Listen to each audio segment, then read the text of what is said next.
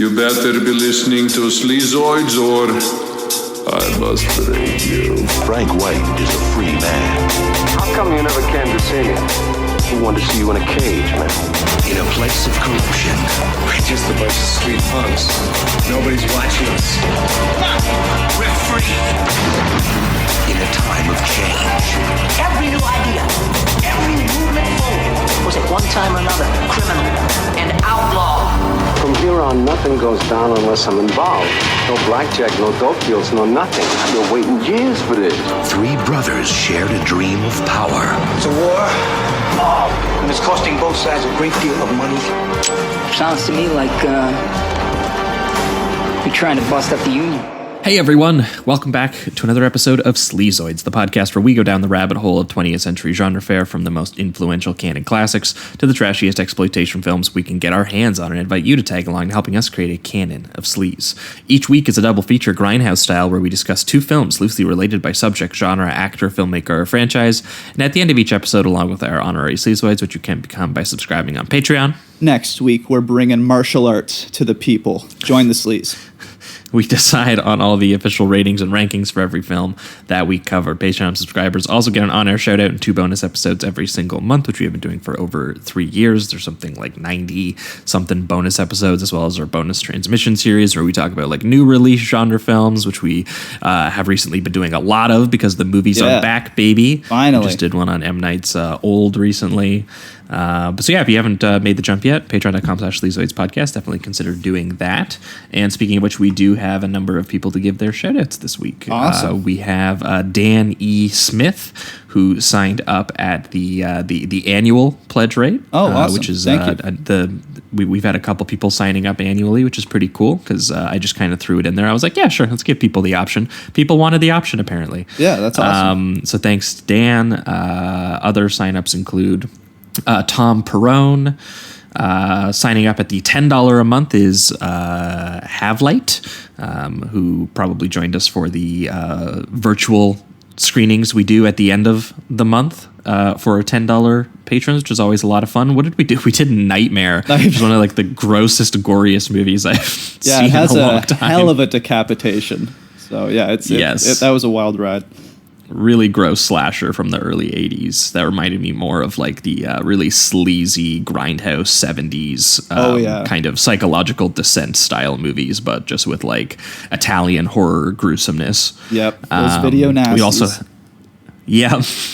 one of the biggest video nasties. Mm-hmm. What did we see when we looked that up? That it had the guy.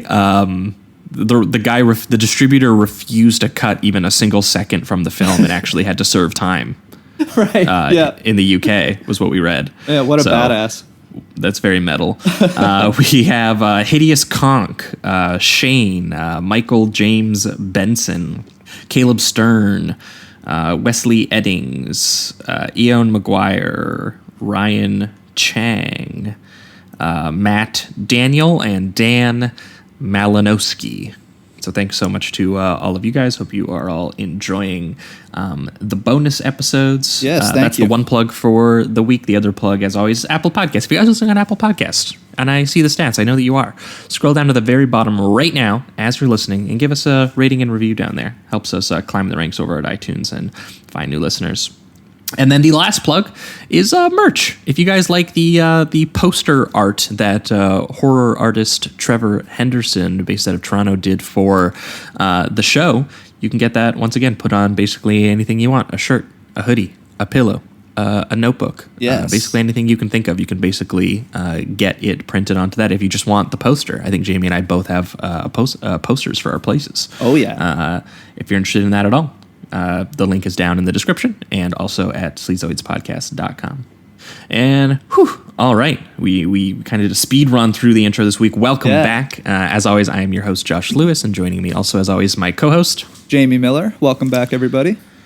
Welcome. I think 2 weeks ago would have been the last time you folks would have heard from us, and we would have had a special returning guest, 3-time returning guest, the pod daddy of Chapo Trap House himself, Will Menaker, came on, and he talked Hong Kong filmmakers making their American debuts with films starring Jean-Claude Van Damme, which sounds like a very hyper-specific double feature that couldn't possibly suit two movies, but it absolutely does, and that was Hard Target from 1993, directed by John Woo, and Double Team from 1997. One of the weirdest things we've ever watched, but a lot of fun. Directed by Choi Hark, and also co-starring alongside Van Damme is Chicago Bulls Dennis Rodman. Yes. And there's plenty of basketball references and metaphors. So many basketball puns, despite the fact that Dennis Rodman is not actually playing himself, and the character has nothing otherwise to do with basketball in the rest of the film. He just really likes making puns about it, metatextually. But yeah, we had a lot of fun breaking down those two films with Will. Very strange, Eastern-influenced American action film starring Jean-Claude Van Damme, who uses his thighs at every opportunity that he possibly can. Oh yeah, those are weapons. Yes, and then last week for the bonus listeners, we did one of our runner-up patron voted episodes, because we were feeling bad at how often this double feature kept placing like second place. We've basically done like 6 or 7 voted episodes, and this movie placed second place. Basically, this double feature placed second place almost every single time. So we just decided to throw it in because it was from our patron out of Norway, Olav, and he's been wanting us to do this double feature for a long time. So we talked about Tony Scott's The Hunger with David Bowie, Catherine Deneuve, Susan Sarandon. Really, really stylish film about the loneliness of vampires and the idea of vampires as addicts in a way. Yeah. Which paired really, really well with Abel Ferrara's The Addiction, which is honestly kind of like the same premise from 1995, kind of a decade later. But it's the same idea as sort of vampirism as addiction, as indicated by the title, but obviously done in a very, Tony Scott kind of has that very beautiful music video existentialism to the style of his film, whereas Abel Ferrara's is this much inkier, street level handheld version of addicts on the streets of New York, and he also throws that in there with like philosophy and genocide and academia and all kinds of things, because Abel Ferrara, he can't be stopped. No. And yeah, so that was a really crazy episode for us to do, and thanks to Olav for nominating that and throwing us into that. But that actually inspired this week's episode. So by the way, anyone who hasn't, sleazoidspodcast.com or sleazoidspodcast.com, as well as patreon.com/sleazoidspodcast for last week's episode. But last week's episode was huge inspiration for us for this week's episode, because we talked about Abel Ferrara. And this is actually, we talked about Abel Ferrara a little bit earlier in the year too, when we did Bad Lieutenant. We've been having an Abel Ferrara year. It's kind of the zone we felt in a little bit. Yeah. And there's an episode that I've always wanted to throw in here and haven't really had an opportunity to do yet. Basically, this episode was planned since like the early days of the podcast, and it just never really made sense to do. But I have a very special guest joining us to talk about these two films, and I maybe let him introduce the films.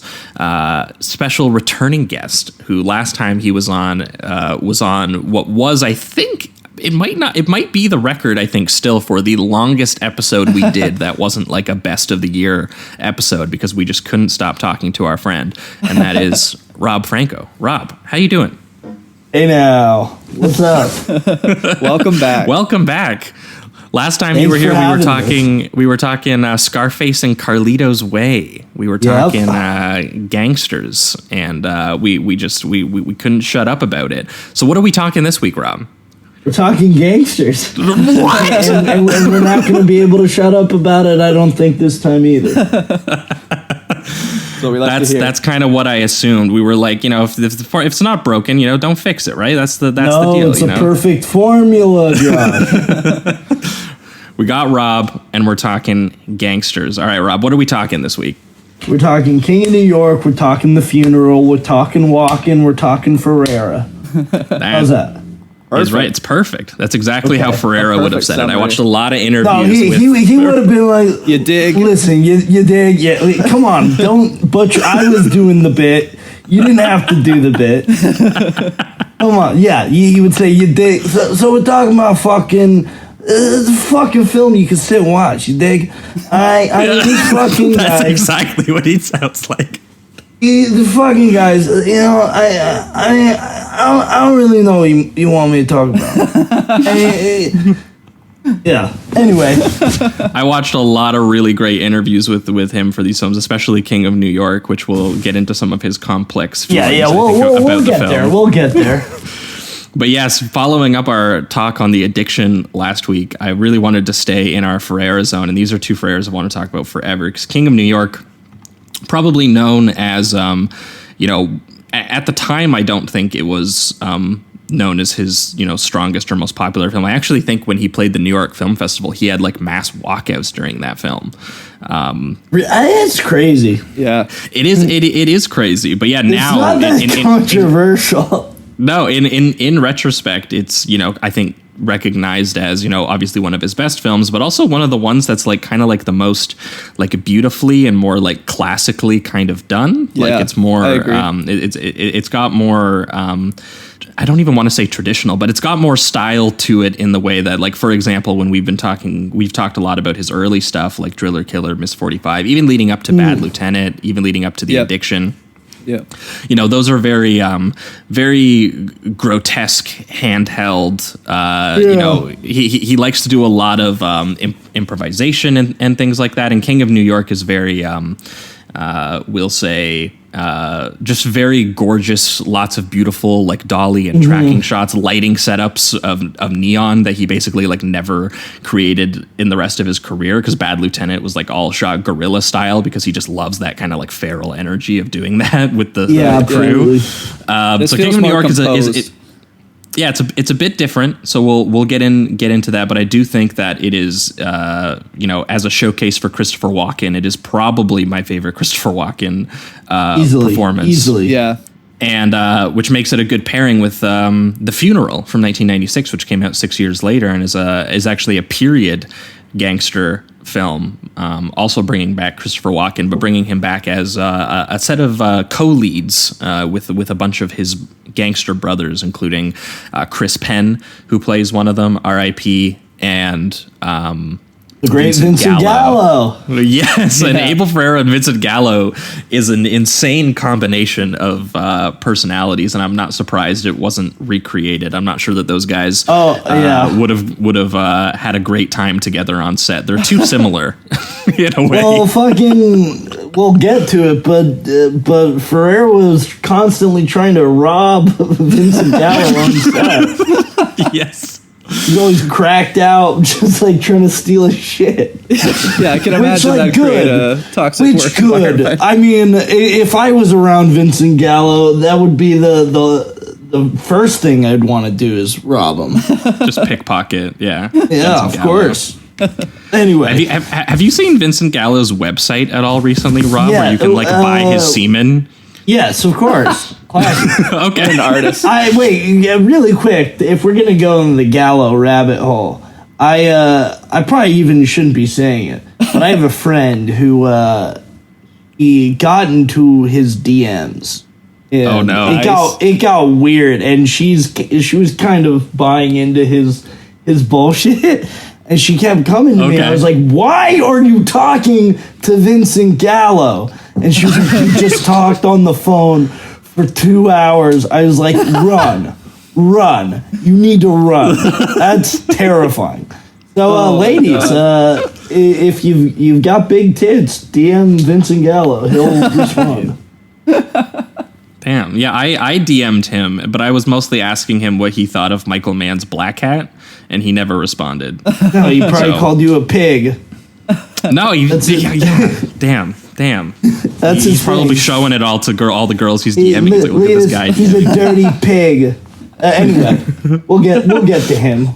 We're already digressing. This is how Rob is the king of the long episodes, and we're gonna get this going again. But yeah, so this week we're gonna be talking about Abel Ferreira, which honestly, Abel Ferreira, I think, you know, I don't think he appreciates anyone talking about his films, but if he were to appreciate anyone talking about his films, he would appreciate us doing insane tangents talking about Vincent Gallo in people's DMs. Definitely. and selling his semen on his website, which you can go and buy. If anyone wants to, with me, black, do a crowdfunding scenario. Yes. Isn't that one of the rules of the Vincent Gallo semen is you cannot be black? Yes, there are a whole bunch of rules where he Before basically you wants get mad at me, that's Vincent Gallo. That's not... he wants to create a bunch of little tiny Vincent Gallos that you can pay for, but only if you're continuing the white genes. Jesus Christ. I think no Jews either, so I think that's also part of it.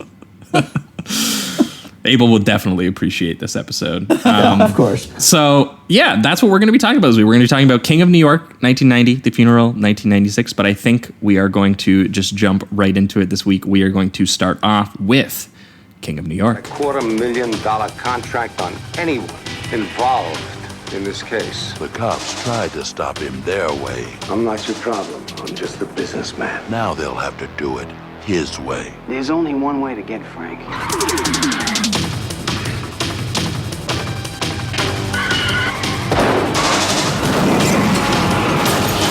Christopher Walken, King of New York. You expected to get away with killing all these people? I never killed anybody that didn't deserve it.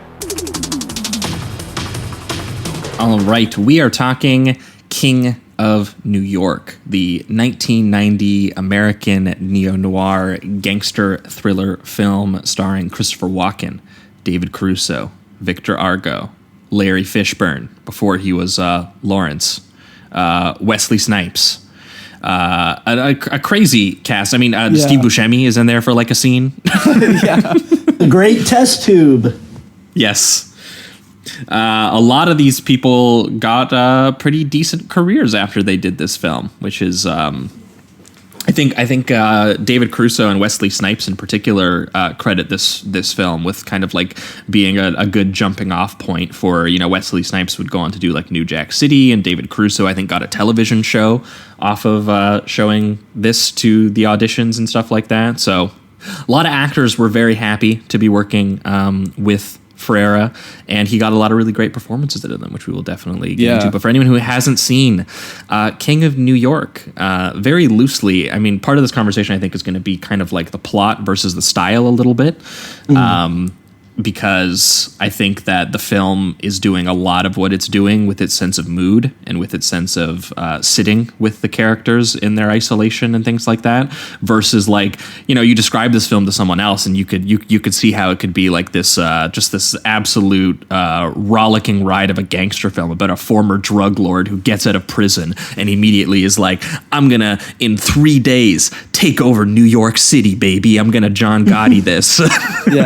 And decides that also, he's going to, he's got a little bit of a heart of gold, he decides, and he's going to not only take over the New York crime syndicate, he's going to redistribute that wealth among New York's poor and lower classes at the same time. And obviously, Abel Ferrera is a director of a lot of character complexity and a lot of, as we've talked about many times with him, a little, he's got a bleakness and sometimes a nihilism to him, even though obviously he cares a lot about his characters. You feel a lot of his characters, but a lot of his characters are in bad situations. And this is no exception. We will say that Christopher Walken's Robin Hood style twist on kind of like a 30s gangster movie doesn't go particularly well. And we will get into the specifics of that. But yeah, this is a really, really great film. And, we talked about Carlito's Way with Rob, and we did recently on the show Deep Cover as well. And I think that those three in Carlito, by the way. Yeah. Those three, I think, are my gangster films of the 90s. Those are the ones that I watch the most. Those are the ones I find myself returning to, even though obviously there's, there was some amazing stuff in that time, like Casino and Goodfellas and the Scorsese ones. And, but like for some reason, those three don't get talked about as much, and they absolutely should be. So we're going to make the case here, I think. Got the Josh Lewis stamp. That's the canon, baby. Let's go. Let's go. But Rob, what is your experience with King of New York? When was the first time you watched it? I watched it. So I got on my Ferrera shit like senior year of college. and I think Mubi was doing like some retrospective or whatever. So I threw on King of New York, and the first thing that like just really was striking to me was Walken. I was just like blown away by this guy. Because I've never seen him do anything like this. I mean, he's kind of one of those guys. He's such a talented actor, and he has so much versatility. But, like, I mean, with that impression, that classic Walken impression, he's kind of become, like, this typecast joke. You know? Yeah. People like doing the voice. Yeah, of course. And, like, there's so much more to him than that. And then you see him as, like, this 90s gangster. I mean, like, if you look at this with The Funeral, and we're not there yet, like, The Funeral seems like a classic Walken performance. Like, that makes sense to me. This is, like, unlike anything I would have expected from him when I first saw this. And so that was, like, really big for me. Yeah, I mean that's definitely a huge part of this movie, is that it's you know, like there are a couple of, you know, some of the more eccentric Walkenisms, I guess, that you could throw in there, like saying the dance moves, for example. Yeah, they're historic, they're iconic, they're great. Yes. You know how I love money. Yeah, he's got some great lines. You know how I love money. But yeah, and also, you know, he's doing like Michael Jackson moves and stuff like that, and meeting with everyone. But the thing that's so, I think, important about this film is that he only ever is that Walken and like doing that kind of like giggling that he does. Like, I love Ferrer's close up on him putting that glove on and things like that, and doing like the little giggling that he's doing, and just kind of excited to be back in the world. But like, it's so important to this film that you have, for example, like the opening scene of the film before you see that. Like, that is so clearly the person that he presents to people versus the person. Yeah, versus the person he actually is. Like, when we first see Walken in this film, the first shot of the movie is him behind the prison bars that he's in, like, and a shadow kind of blank faced. Yeah, and you know, and then there's a shot of, you know, through the bars as it swings open, as he's, you know, walking past like screaming inmates, and, you know, in this maximum security prison, which, by the way, is a very famous or infamous New York prison where they actually did do all of the state's capital punishment executions until the early 2000s.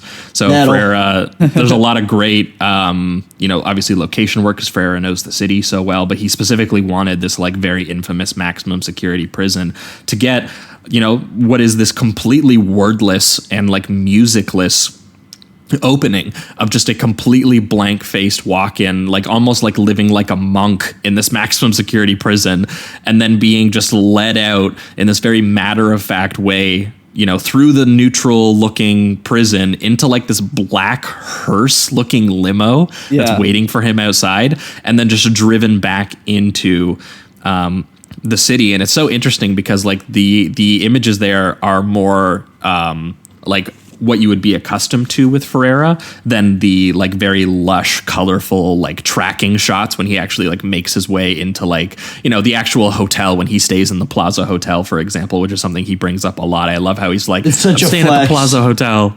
It's the biggest flex of all time. I love that that introduction to the hotel room, because he does a lot of really slow pans over like the expensive champagne, and then over his one girlfriend that's in lingerie and all that. So it kind of shows his luxurious taste. I love that you had to specify. You had to specify one girlfriend. Yes.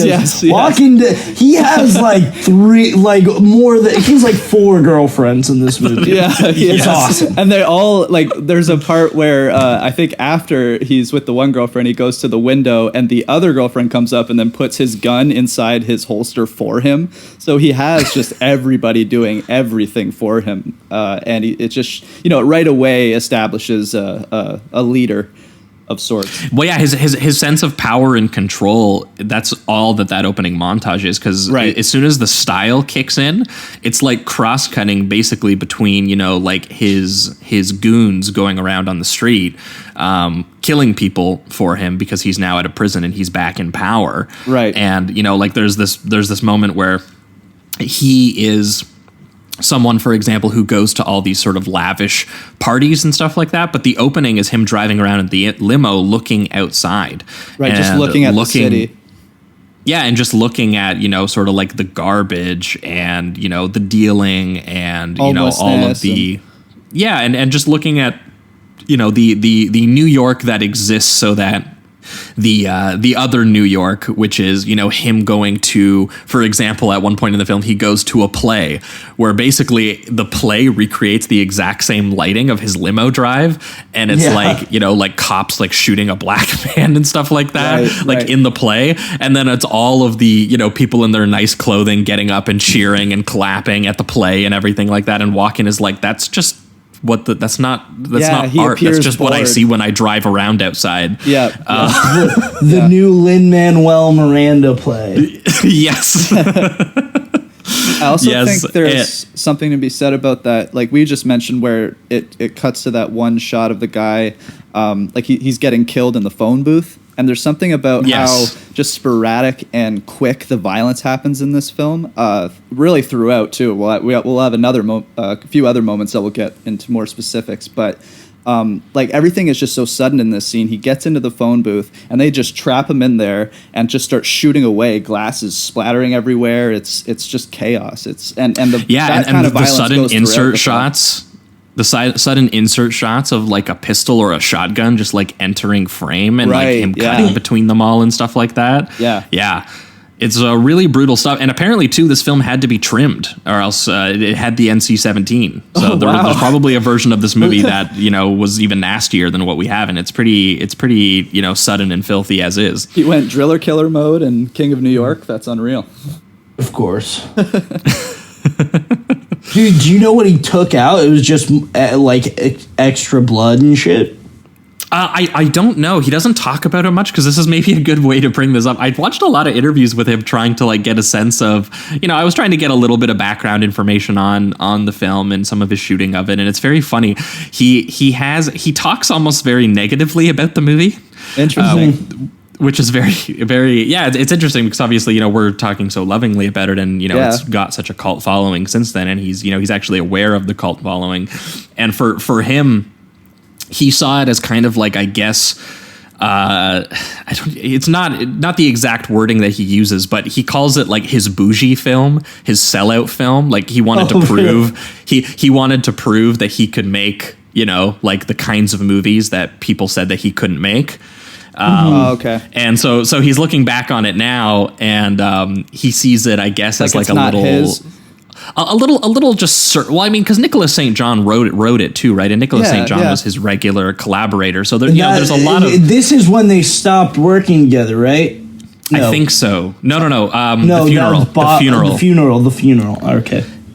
Yeah, but because you of could all definitely. The crack? Maybe we can get into that, I guess, when we talk about the funeral. That was probably part of it too. But definitely, you could tell that St. John and him were hitting on a lot of similar themes together. They were in a similar zone together. But I think that stylistically, because Ferrera also worked with Bojan Bazelli too, who shot the film. They ended up working on like what else did they do together? Body Snatchers, China Girl. Body Snatchers is another film like that for him where he kind of was like, this was my bougie sellout film. It is, but what's so interesting is that you can tell that Body Snatchers is like a for-hire thing. Is still, it's got the Ferrera DNA all over it. Yeah, exactly. Well, that's what's so interesting about this is that it so clearly came from a very specific time and place, but he watches it now and he's kind of like, anyone can put pretty lights and get a dolly and dolly across the pretty lights. Like what are you fucking saying? Like that's the way that he talks about it now. Of course. Oh man. But I do find that interesting because, I think that part of the film is about this idea of, Walken kind of living in these kind of like surface lights, and there is an artificial quality to it. I think that it's even highlighted in the scene that we were talking about, where like literally the same way that he shoots, sort of like the street grime and the, sort of the degradation of, the city that he once loved. It's shot in the same way that like the artificial play is shot. So there's something very interesting, I think, in the fact that, Walken is, kind of, he's living this very surface hollow lifestyle and trying to bend the system to fix things. But the things that he's fixing are, or trying to fix are, problems that are created because of, the actual lavishness. So it's one of those things that, like, it's a contradiction. And this film is, if nothing else, it's nothing but contradictions. It's this idea of, how can, you do righteousness in a system that is, disgusting on every level. How can you use violent force and do things like massacre someone in that payphone? And how can you say, well, that's a good thing? And that's sort of a thing that Christopher Walken's character has to live with through the whole film. And the answer that Freire kind of gives you is that, there is no reconciling those things, but also, this is the way things are now. So I also love go ahead. Oh, I know. I was just going to tie it to, we'll get to it later, but I was going to tie it to the funeral. And one of my favorite Walken lines that he gets in the funeral is that thing where he's just like, he's talking about, everyone says you're going to go to hell for this and go to hell for that, and just fucking get used to it or whatever. Right. Yeah. you might just. I'm probably going to rot in hell for doing this, but whatever. I don't care anymore. That's how you live through it. Something that I really appreciate about just the complications of his character is like, one, his motivations. Like you have that scene where he goes throughout the city and he sees the homelessness and the violence and whatever, and he wants to make changes. But it's, the irony is that he ends up hiring the poorer class to work for him, and it inevitably gets them killed. Black people too. That's right. a particular more specifically, thing. Right. Yeah, absolutely. And so he's a cool gangster. He's a cool boss because he listens to hip hop. Is the idea? Yeah. And he feels. He listens to Schoolie D. Like, I'll put you on the payroll, and so that will help you, even though I'm putting you into more violent situations. That's probably, maybe if you do make some money over the years, you're probably going to end up dead anyway. So there is a lot of complication to his character and his motivations. Yeah. Well, there's a lot of, like, he's seeing how, sort of, this sort of business, running a city like a business is like ruining the city. And he's seeing that. And his idea is to be just like a better businessman than those guys and be more powerful than them and give jobs to the people who are, poorer. But obviously he's a job creator. Exactly. And I love that scene, for example, on the subway when where he's molesting one of his girlfriends in public. Awesome. Yes, and I love too that there's this idea too that he only takes the subway everywhere because he's one with the the working class. Exactly. So his idea of like a romantic moment is obviously not going to the lavish dinner with the people in nice clothes. It's taking his girlfriend onto the dirty subway and ripping her shirt off or something. That's right, baby. Like that's his idea of the romantic night out. And then obviously these guys come up to him and they're holding knives behind them. I love the slow way that he kind of shoots the reveal of them just slowly walking and then cut to the reverse side where you can see them holding the knives and they're going to mug him. And one of the greatest shots, I think, in the film is the close-up where Walken reveals that he's got a gun in his pants. And it's this close-up of the gun, and you're so familiar with this kind of scene because you've seen it in so many films where you're like, oh shit, these guys are going to back off. But in the same shot where he shows the close-up of the gun, tucked into his belt, you then see him pull out a wad of like $10,000 or something. A perfect visual representation of his character. Like, perfect. It's probably not 10,000. It's probably, but it's a couple thousand. Yeah, I've never carried money around like a gangster, so I have no way of You're judging how much money that like is. Me and Jamie. We're going around the subway. We're hiring people. I don't have a wallet. Creating jobs. Yeah, exactly. And he just throws this wad of cash at them and says, I'm staying at the Plaza Hotel. I got work for you. Yeah, and those guys are so fucking confused. They're just backing up like, what the fuck did just happen? It's great. You know what's great about that is like those guys are just they're not like professional gangsters. Like, they're just trying to rob some corny white guy they see on the subway. Who's feeling up some girl on the subway. Yeah, exactly. Like, they see an easy mark, and they're like, we have our little knife, and we'll try to rob them. They're not, like, doing high stakes, like, drug runs, and he, like, totally recruits them. He's like, I see something in you guys. Like, come work for me. I'll groom you. I'll take you to the top. It's very funny. Yeah, it's wild. Yeah, so I just love the way that, you know, Ferreira and St. John in those scenes, they kind of flip, you know, sort of traditional moments that you would see in a movie like this. And I think that ends up, you know, kind of really working for the film, because apparently they spent a long time on the screenplay for this. And Ferreira doesn't credit himself, but he mentions that, you know, despite the fact for some reason he doesn't feel this is as personal a film as some of his other ones. I think it's more just the way that he shot it. It's the aesthetic of it. It's not where he eventually wanted to go. But like, he and St. John apparently worked on this together for like 5 years, and originally started off on like kind of like more of like a Jesse James story, but about like a New York detective. Oh, okay. And then eventually they were more interested in the actual gangster characters, as they would be. And the way that you know what's funny? Have you listened to Tarantino talking about this on Rewatchables? No. He makes a comparison about this movie to The Wire, in the sense that like The Wire, as it begins, like you're around all the cops. And, like, those are the people you hang out with. And as the show progresses, you start to hang around more, like, the gangsters and the criminals. And you find that they're so much more interesting than the cops. And he made that comparison to this movie. And he said, like, that's kind of what this is. It's like the criminal underworld is so much more interesting than, like, the police force. Those characters are so much more interesting and compelling than the cops. Well, they're definitely dealing with, you know, like they have, you know, what's so interesting is that I guess he even gives like the cops in this a kind of like, you know, like a working class or a blue collar detail to them. No, they're just Irish. Yes, they're also Irish.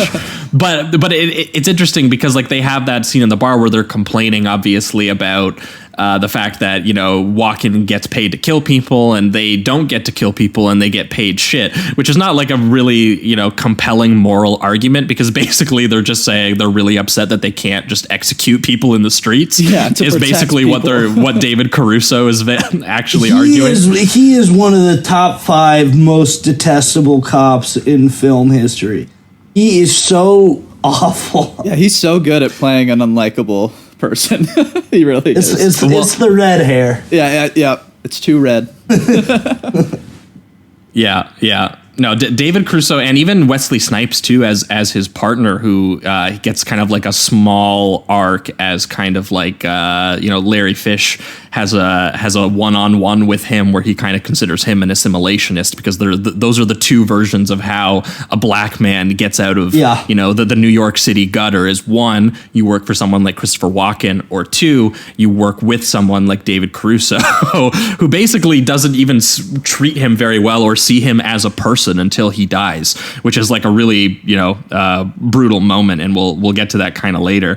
But yeah, there's something very interesting that this is, you know, originally conceived as like a cop movie, and then it was a cops versus gangsters movie, and then it was kind of just more of like a gangster movie, because I think Ferreira mentioned in the interview that him and St. John, when they were living in New York, like they said that this was around the time where you could literally just like, you could go to a dinner and you could see John Gotti just hanging out there. He was like, the way that he described it was like, these guys existed, they lived, you saw them creating mayhem. and that, you know, so he wanted to contrast that with also that this was like, you know, a very wealthy period of New York, a very, as he described it, kind of like a decadent period, where on the one side you had people living, you know, going to these nice plays and going to these nice dinners and talking about how they were going to build hospitals, and then you had the reality of what, you know, addiction and the war on drugs and things were doing to people, you know, like actually, you know, on the street. And I think he described it as a brief look at the prosperity that wasn't ever really ours is what he said. And so that's ultimately what I think the Christopher Walken character experiences, is that he's, kind of, you presume because of the way that Victor Argo looks him up, he finds out that, Christopher Walken has been in like juvenile detention centers. He's likely been a criminal since he was kind of like a child. So the way that he looked at it was kind of like the poor people trying to, rise up and become rich people using the same methods that the rich people did. Of course. And how those methods are just absolutely so poisonous that they basically take everyone down with them, and that there's such like this unnatural thing. I think at one point too, I read Ferreira talking about how he just loved, there were so many shots included of walking in the limousine, because he just said a limousine is just like an unnatural thing when you think about it, right? Yeah. I think that's what he said. He was like, this like, it makes no sense practically. It's literally just a show of wealth and of pointlessness, and it is very ridiculous. But yeah, and I think that the way that he gets at that through this very sort of like, this doomed gangster version of a Robin Hood story, and also the gangster movie almost too as like a lonely kind of like vampire story too, which brings us back to our discussion of last week of the addiction. Yeah, they watched Nosferatu at one point in the film, but it was also, something that he explored a couple times in his career, like with the addiction, where he talked about vampirism not just as a drug addiction, but as a means in which, you serve your own desires or impulses at the destruction of other people. Like Christopher Walken appears in The Addiction as like the older vampire. Have you seen that one, Rob? Of course, and he steals the show. He's in it for 5 minutes. It's the best 5 minutes in the movie. Yeah, he's so good, and he basically just talks about impulse control. He's know just nothing. I'll show you what you are. I defecate. I love that he's so proud that he's practically human because he hasn't drank blood in 40 years and things like that. So he's the self-indulgent recovered addict. Yes. Yes. And I think that there is like that kind of existential impulse quality to this a little bit, where you get, Christopher Walken again, being this very calculated kind of character when he wants to be.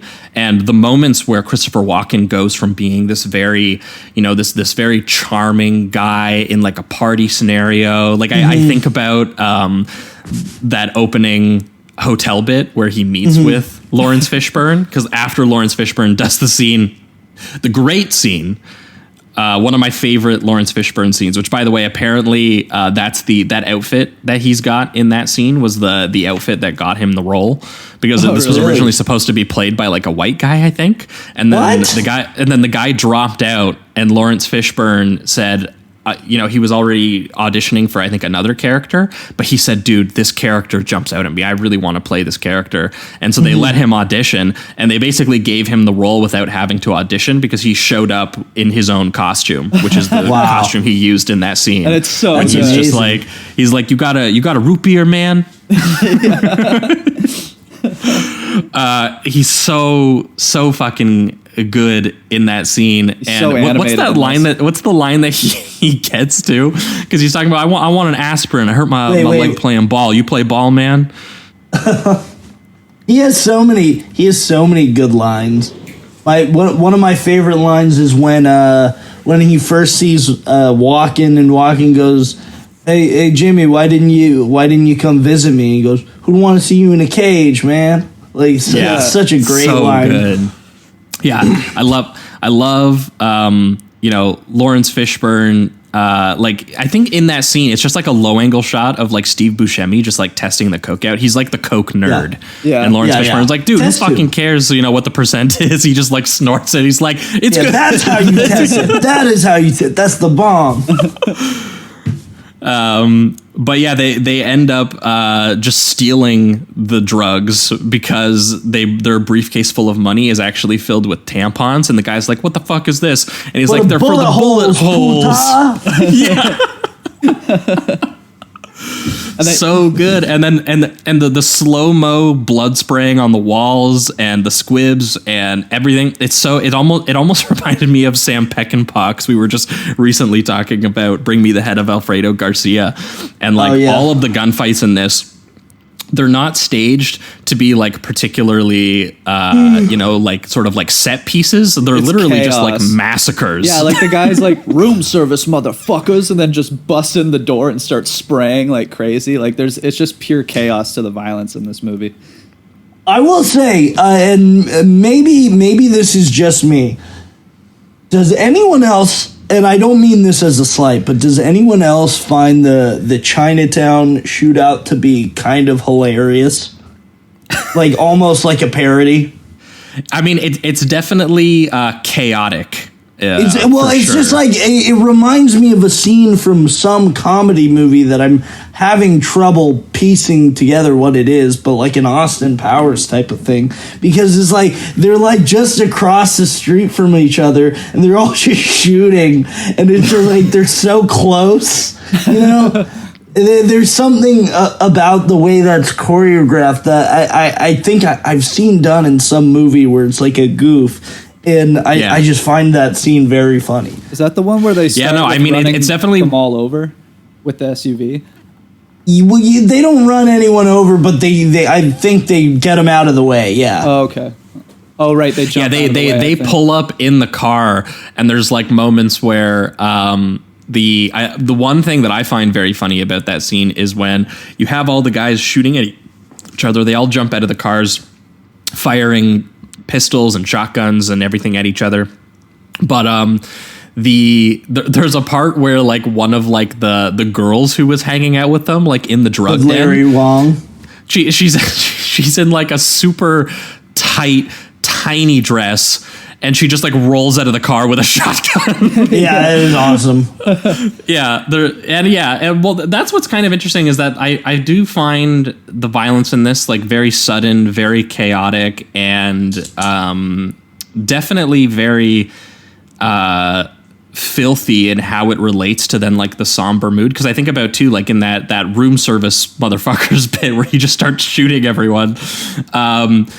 That's where it cuts to Walken in the Plaza Hotel, like smiling and showering clean. Like all of this killing is being done for him in a montage of him coming home. Like he's getting back into command, back into the rhythm of just like massacring, and how he kind of looms over everyone. It's his version of the Reynolds Woodcock beauty routine. Yes. Yeah. Yeah, that bombed. Okay, anyway, and then for the Chinatown shootout, a nice touch is that they feel the need, once they kill Larry Wong, they feel the need to send him off with a Nosferatu-esque death by hanging him upside down. Yeah. Yeah. Goddamn. That's a nice touch. Yeah. Pretty wild. Yeah, he's definitely trying to send a statement as he's taking over, because he takes over Chinatown. He also takes over, and he kills the Colombians, and then he takes over the Italians as well, right? He's taking over like all the various different, sort of ethnic crime syndicates that are in New York, and he's just each one he's going. He gets that great line. What does he get? You guys all got fat while everyone starved on the streets or whatever. Yeah. It's starved. Starved, very specifically. Yeah. Yes. I also love like the way when he goes into the that poker room when he kills the Italian crew, or at least the leader. The way that he shoots the gun, just his physical performance of it is just he punches with it. Yeah, exactly. He's kind of like punching the gun with it, and there's no real aiming. It's not like he's trying to be precise about it. It's just this. It's pure anger and rage at the guy, and I found that physical performance really cool. Yeah. He uses the gunshots as like a punctuation. Right. Yes. And he's still talking to him. To like, what he's saying. You're welcome. You're all welcome. Yeah. He's killed the guy. He's just laying there, and he even returns after he walks back and then walks back to the body and starts shooting again. He gives him one more shot. Yeah, it's amazing. I love that scene. Well, yeah, and I love too that scene follows up like him at the dinner party meeting back up with like the with the lawyers and the politicians and talking about how he's been reformed. He actually wants to be mayor. Yes. Because people like him are the legal process, and I just love like the. He's at like this, it's like this pristine Gothic architecture to, like the dinner parties that he goes to. And then he goes and he meets with, these Italian gangsters playing poker in this like rundown bar with like chipped walls, and they're playing the card game. And he sends a guy to go talk to him first. An hour before, we literally just saw Artie Clay piss in the room. That's so right good. on the That's what I was just gonna say. He literally just pisses all over the dude's shoes. It's so filthy. Oh yeah, and the shot too. Like the shot is him reaching into his pants to grab his dick and everything too. It's so it's sturdy. Yeah. But then he goes in there and he just guns Artie down, screaming at him. And he's like, if any of you are tired of getting ripped off by guys like that, then 2 exclamation points, which are the fucking gunshots. Him shooting him while he's already dead on the ground. And then he says, come to the Plaza Hotel. You're welcome. Y'all welcome to join. Yeah. Love that. Unreal. So good. Goddamn. Yeah. So then it's so funny because like, he goes psycho mode like a couple of times like that. And then the other times it's more of him like, brooding and looking out into like the New York night sky that's all like lit up. Like I think about obviously that fantastic image that became the poster, which is half his face covered in the fluorescent like lights of the skyscrapers that are reflecting on the Plaza Hotel window and everything like that. He's on his Batman shit. Yeah. And this is his city. He's going to take control. They're ruining his city. Exactly. Do you guys have a favorite moment of this movie? I don't know if it's my favorite yet, but I will say one of my favorites is the restaurant, the fast food restaurant scene with Fishburne. That's a great scene. Love that. It's great. Yeah. Just like it's so it takes its time, which I really appreciate. I wasn't really sure what the scene was supposed to be at first, really. He's just kind of walking in, he's ordering his food, he's giving the cashier quite a hard time because he's yelling at the kids. Pieces of chicken, some spare ribs, shrimp, onion rings, and tartar sauce. That scene makes me hungry too. Oh yeah, definitely. And I also love when the guy asks Lawrence Fishburne, or as my dad once called him, Leon Fishbone. He goes, what do you want to drink? And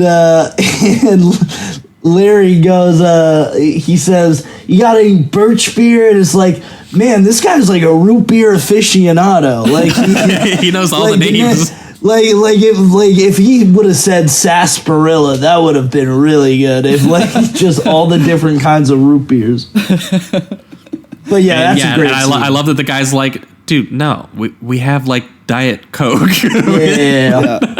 I love too the detail in that scene too, where the employee is obviously like yelling at the young kids who are trying to play at the arcade, but they have no money, and Lawrence is really upset that they did that, and he goes over and he gives them money to play, and he gives money to the grandma who's clearly taking the kids out and everything like that. And once again, it's sort of a microcosm of what Christopher Walken is trying to do, which is redistributing this money to help his community. Right. But then the moment after he gets arrested by the cops. Well, yeah, that's just it. And that's what's so funny is like no one else would think to write or shoot that scene this way. Yeah. Where it's filled with so much character personality and filled with so much like clearly Lawrence Fishburne, like cares about the locals and he wants to help. And then,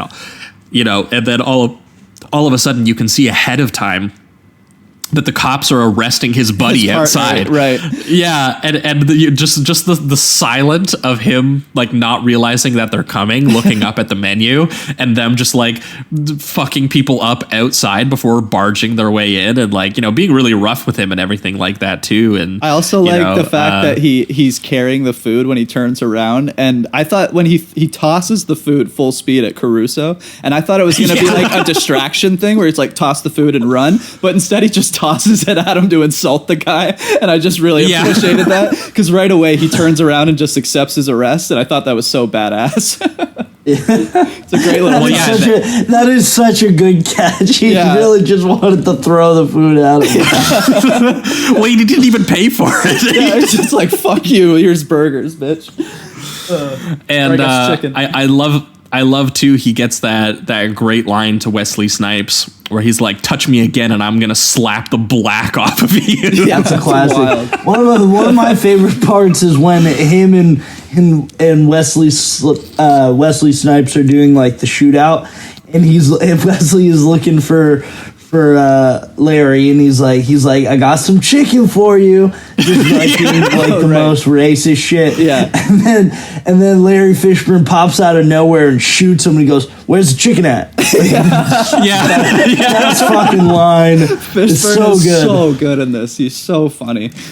Yeah, I mean, I was gonna say, speaking of which, actually, that is it's funny. My favorite scene is also a Larry Fishburne scene, which is the sort of climax to the big car chase. Sequence under the homeless bridge. Oh, when he's laughing like a nut.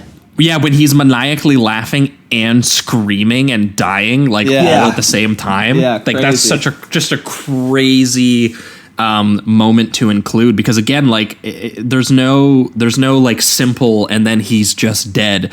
It's like he's screaming and laughing on the ground for like 2 minutes before he dies in that scene. And that's also where you see like such a brutal cops detail, basically just doing like similar gang killings essentially. Like Caruso just goes up to him after he realizes Snipes is dead and just pops him right in the head. So there's no no justice, so to speak.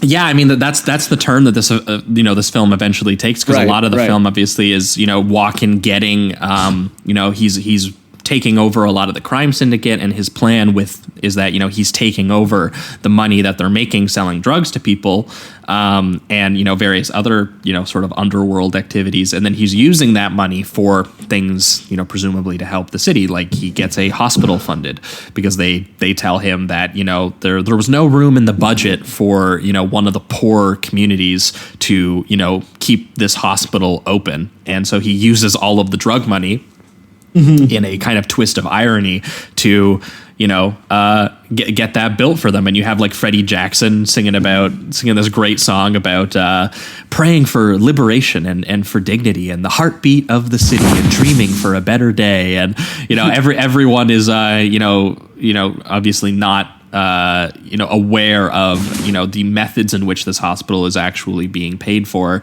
And that ends up turning into why the cops get like super angry about it, is because no one's touching him. None of the politicians or lawyers or anyone want to touch him because he's a wealthy person. He maybe not the most everyone knows who he is. Everyone's aware and kind of scared of him, but like he's respected enough that he keeps getting invited to these dinners and these plays, and they can't really touch him, despite the fact that they know that he's behind so much of the killing that's taking place like on the streets that they're seeing. One of my favorite images, just speaking on the hospital, is when he's doing the deal with the Chinese leader, and he's doing that deal right inside the hospital, and he's in front of a child. Yes, that's just playing. He's holding a stuffed animal, and he like gives the girl it. Yeah, as he's talking to Larry Wong about this like these gang dealings that they're gonna do to bring apart. Well, he's talking about profit sharing to fund public medicine, essentially. And then Larry Wong says something about how like, if I cared about socialized medicine, I would have stayed. I forget where he said he was from. Yeah. Yeah. So that's definitely a great moment. And once again, part of the contradiction that he's getting at is that, again, he's having a scene that you would see in The Godfather, where two guys sit down and smoke cigars behind a table, and they talk about, the way that the profits are going to get moved around. And he's doing it in front of like this small, sick child, like a Make-A-Wish program, but you get to hang out with Christopher Walken making gangster deals. Sounds pretty sweet. Yeah. Listen, he did nothing wrong, in my opinion. In this. He's just trying to help. He's trying to help his community. Listen, that scene where he goes to Victor Argo's apartment And he just he tells him what's what. I'm like, yup, you're the man. Like, you did nothing wrong. I'm with you. That is one of the greatest scenes of all time, and his performance. Oh God, it just who made you judge and jury? Well, it's a tough job, but somebody's got to do it. Like, this is just the fucking best. That's the fucking best. That's the same scene where after he turns around, he just goes bang bang. Like to the what? To the cop. It's the one where he's pointing the gun at him because he's asking Victor Argo to, like, you know, point the gun at him so he can shoot him, but Victor Argo never does. No, yeah. He said take out your piece slow. Yeah. But that's a different scene where he tells him to shoot him. That's on the subway. Right. Oh, yeah. Right. So that one just follows that, because that's like what I'm just I'm just talking about how he leaves his apartment. That's what I was saying. Yeah. Because I just thought that was so badass. He points the gun and he says the words "bang bang" to him. Yeah. But yeah, I really, you know, like, again, like this all is, you know, going to go downhill at some point, and it does when the cops, you know, get very upset that Frank is considered like a movie star, that he's he's the one funding the hospital, and he's on TV and everyone loves him, and no one appreciates us, so we're gonna go put some masks on and just go murder a bunch of people.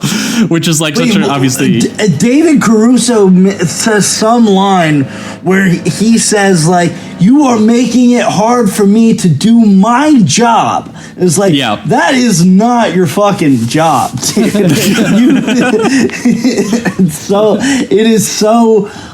He's such a piece of shit. He's just the worst.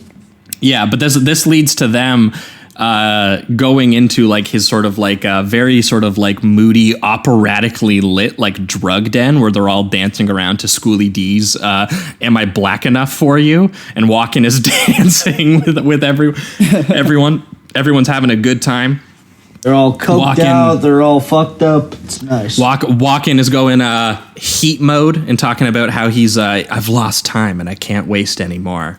And but this leads to, like, a really fucking crazy shootout where, you know, like, they break in, and there's so many, like, really gross moments. Like, Walken is walking along with a girl and the girl just takes the full blunt of the shotgun shot that was meant for him. Yeah. And she does it out of, like, loyalty too. Like, she goes in front voluntarily, which is something else.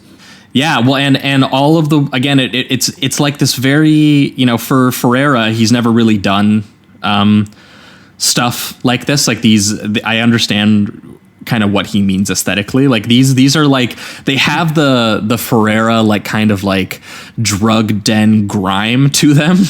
But again, these shootouts reminded me more of like a sudden Peck and Paw kind of moment, like a Wild Bunch style slow-mo firing at each other, just the pure chaos and destruction and people's bodies being shredded. And they also always have, like, assault rifles instead of handguns a lot of the time. So there's a ton of just there's a lot of the orange flares interrupting, like, the blue like neon lighting of the room and stuff like that too. And it's so loud and fast paced because of the guns that they're using. And I don't know, just normally, I guess, with, like, gangster films, I'm used to them using a handgun or something like that.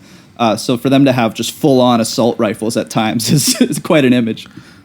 Yeah, there's definitely a lot of different kinds of guns being used in the set pieces. And I mean, Larry Fish, like, shooting at all the dudes and, like, yelling while, like, dual wielding on the other side of the bar and stuff like that. Yeah. Like, he's going John Woo mode a little bit. And I forgot about this line too, but there's the part where because that shootout eventually turns into a car chase, which has to be, like, the only... Again, Ferreira shoots it differently than someone else would, but has to be, like, the only, like, traditional kind of, like, action set piece that's ever taken place in, like, one of his movies. Yeah, which is definitely. like a shootout at a drug den that's super filthy, followed by them all getting into cars and it turning into a car chase. That's filmed almost more like Larry Cohen style. Like, it feels like it's filmed very guerrilla style alongside the cars, and you get the one dude holding on to the open door and Larry Fish trying to like kick him out of the car until the dude's head smashes square into the fire hydrant and just breaks on the fire hydrant, and Larry Fish just screams, "Nobody rides for free, motherfucker." Amazing. Which is true. And then nobody rides for free. It's honestly the thesis of the movie. Nobody rides for free. I also love the energy of Fishburne going through the sunroof, double wielding pistols while Snipes is out of the window and he's doing like a single pistol. It's just the camera's like swerving with the cars. He holds the two pistols too. It's so good. Like he really is gracefully shooting those motherfuckers. Yeah, it's great. The coolest dude. And I love the use of like water, the rain and the shadow and the lighting as they're going over like the Queensboro Bridge and stuff. It's so beautiful and kind of like filled with doom, and it's unique because the camera work is like very almost calm. But what the actual chase is like fucking crazy. Like the cars are like fucking just barely missing each other as they're swerving while everyone is hanging out of them shooting two guns at each other and slamming and screeching and like barely staying on like the slick wet streets and everything. Eventually they crash and flip and there's nothing but like rain and the cement and like some fire, and it's just really beautiful set piece actually. Yep. Mm-hmm. Yep.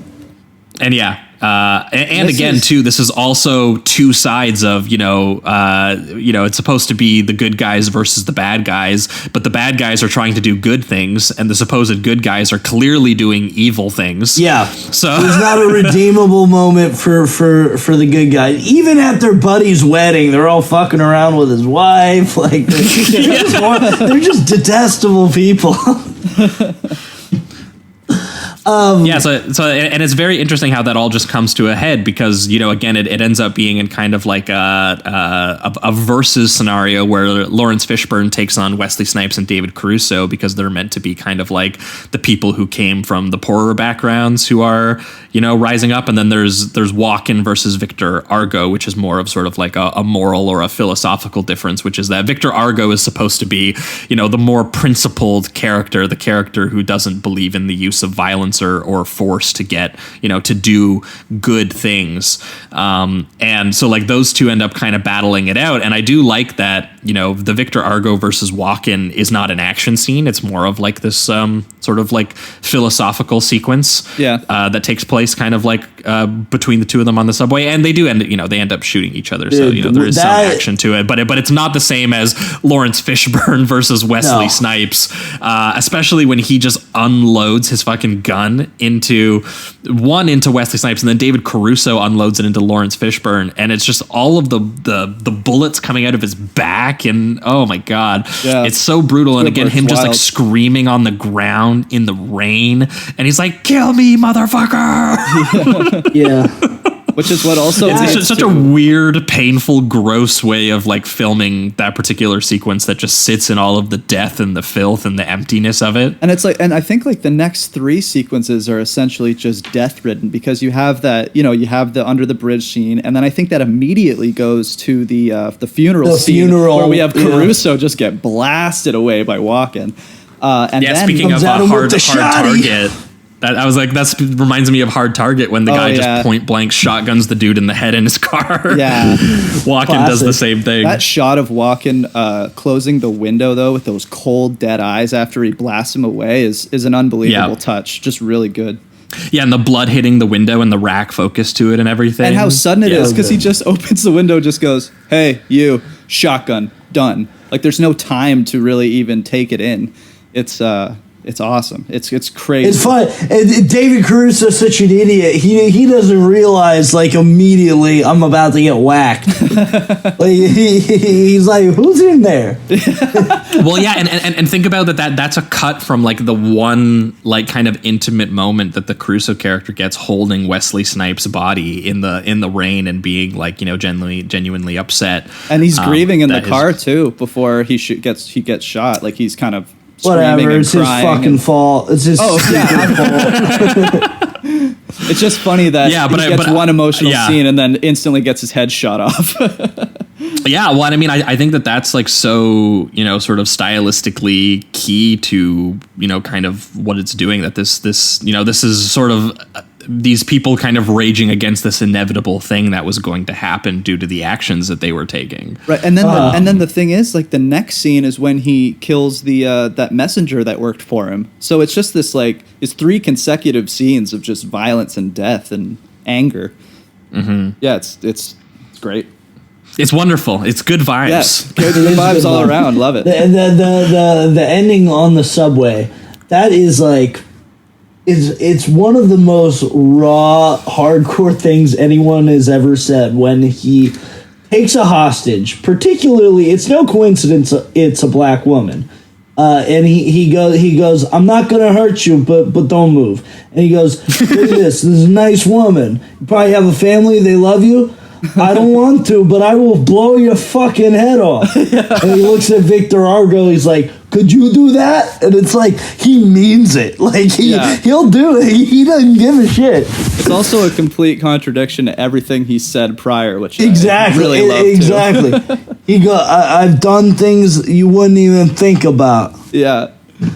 Come on, also, Frank, you can't run forever. I don't need forever. Boom. Yeah. Also, the shot of after he shoots the cop, he just lingers on that shot of him trying to get up again, and there's so much struggle that the cop's going through, and it's just it's like pathetic and sad, and then walks out, but just that lingering shot of the cop struggling before he dies is something else. There's there is like a sadness to it because you're just watching somebody slowly go away, and once again he just lingers on it. I found that shot to be pretty powerful.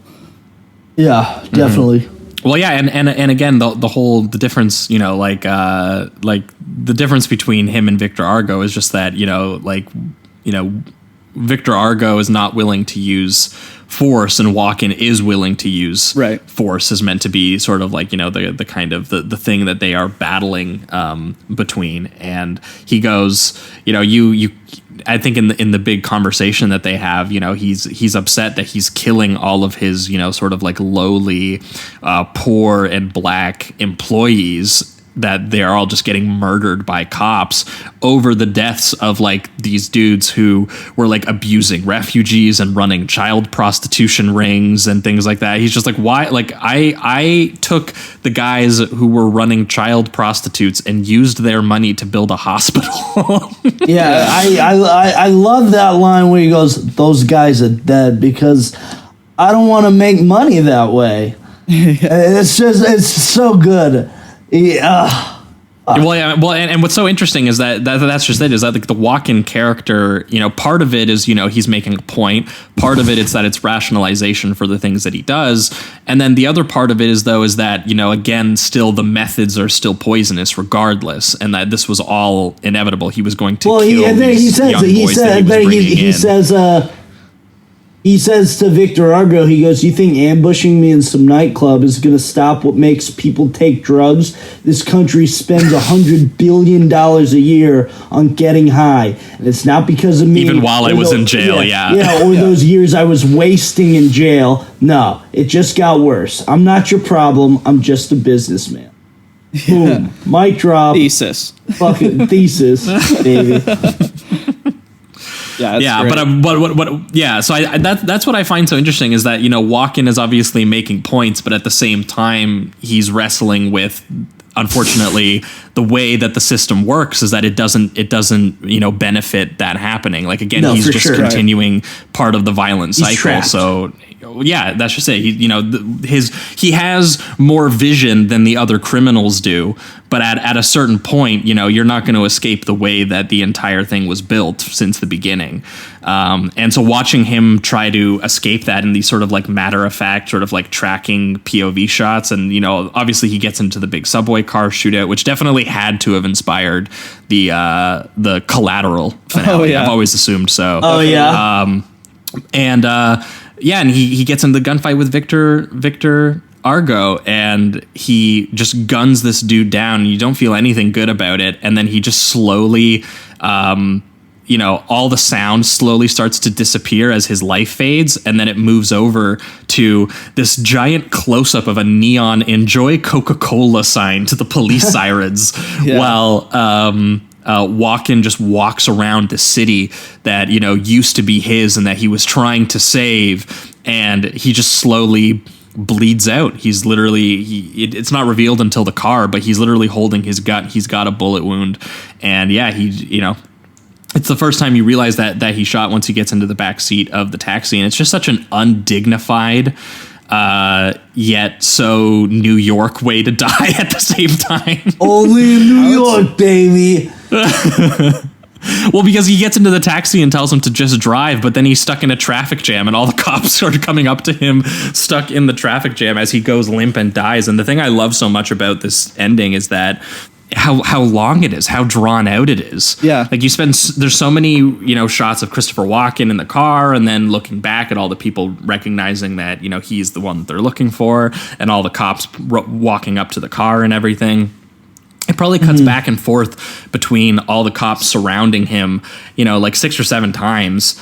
And you're just sitting there watching him bleed out, watching this, his vision not come to fruition, and instead all of the people that he was trying to raise out of their conditions just dead, and himself dead, and, not really much reason for any of it. Nope. Is there ever? Yeah, it's a very sad ending. As is tradition with Abel Ferreira, so... Yeah, he definitely... you don't feel good at the end of Bad Lieutenant. No, or this, or Miss 45. Yeah, no, very, very... I mean, and it's interesting, because I know that they originally conceived it the entire time as that this was a very... this was a movie about a doomed character. They wanted a gangster Robin Hood, but they also wanted a gangster Jesse James story. Right. Was the idea. Was that, he robbed and he tried to do...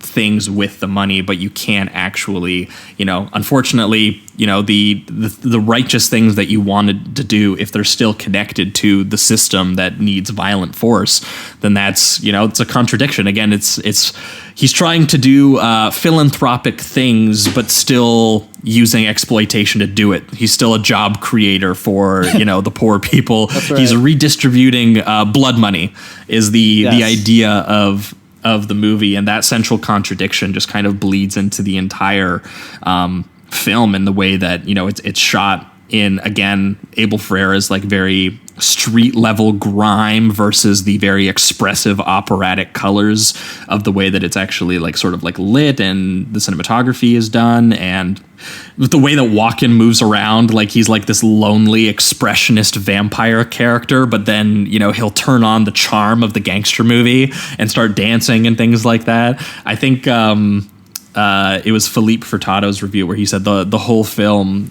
the film should have been called City of the Living Dead, because that's ultimately what it feels like. And yeah, I think that he's right. It's a really sad movie, and probably pivoting towards reductive rating round. This one gets the 5 from me. I don't think it was a 5 the very first time that I watched it, but this is my 3rd or 4th time that I've watched it now, and I keep going back to it.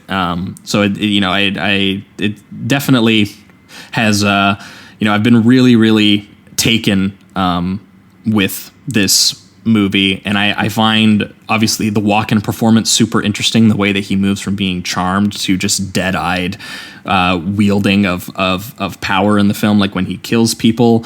And I like the idea of sort of like this of him wandering this really grim cityscape, trying to change some of the ugly realities of it, but doing it, with the exact same methods that created it in the first place. And I know that Ferreira, in terms of some of the style, he actually says that the movie that most inspired him to make this, I don't know if you guys know this, it was The Terminator. Wow. What? Really? Yes.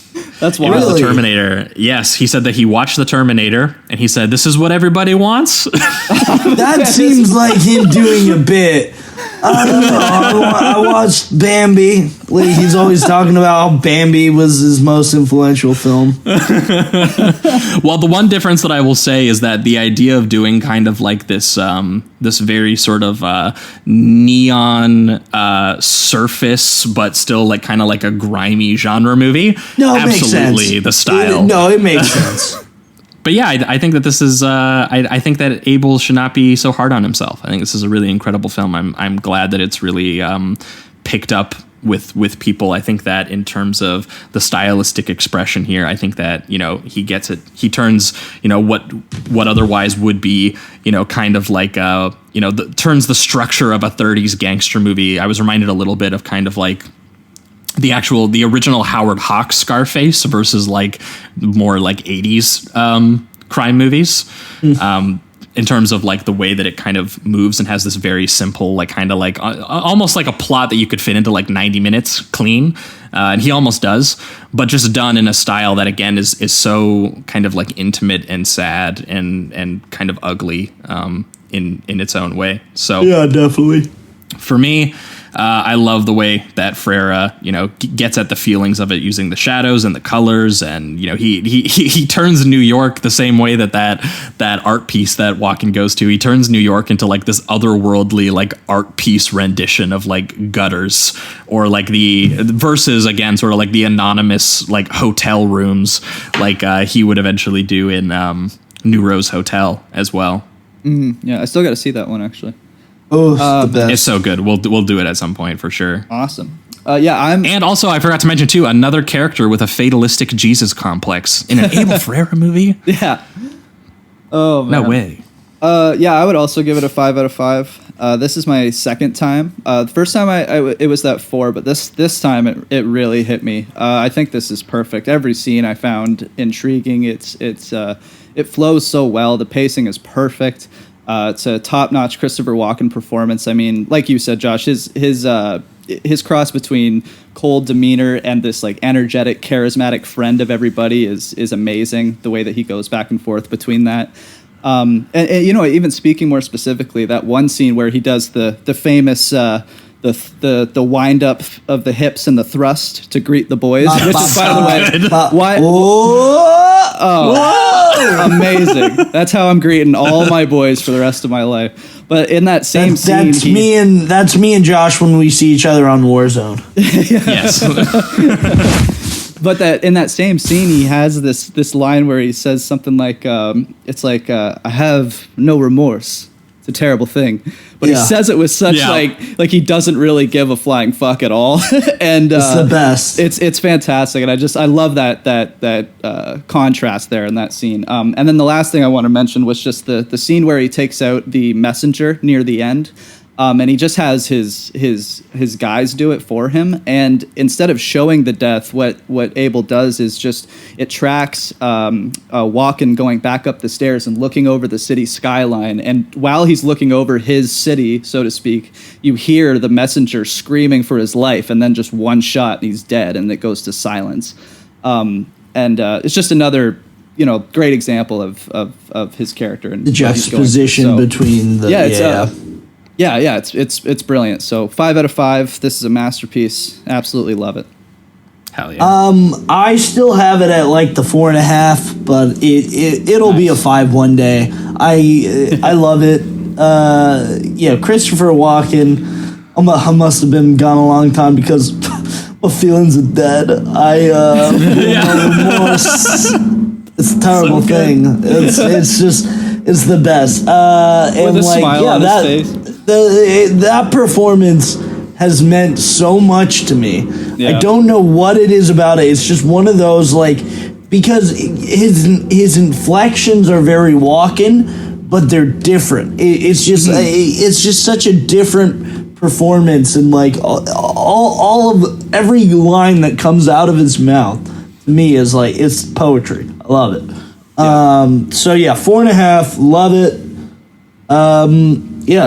Great film. Great film. Definitely. Hell yeah. Well, that will wrap it up for King of New York. We're going to be right back, and we're going to be talking about The Funeral. Rossellini, Do you want to talk? Benicio del Toro, I had nothing to do with your brother's death. And Vincent Gallo. Blood was their bond. Killing somebody else is not going to bring him back. Remember one thing. He's not your flesh and blood. And the beginning of their end. You can't be trusted. You are not trustworthy. What would you have me do? Lie? The Funeral. Once you pull a trigger, there's no going back. A film by Abel Ferrara. All right, we are back, and we are talking The Funeral, the 1996 American gangster drama film directed by Abel Ferrara, and starring, once again, Christopher Walken, as well as Chris Penn, Vincent Gallo, Benicio del Toro, Isabella Rossellini, Gretchen Mol in a small role.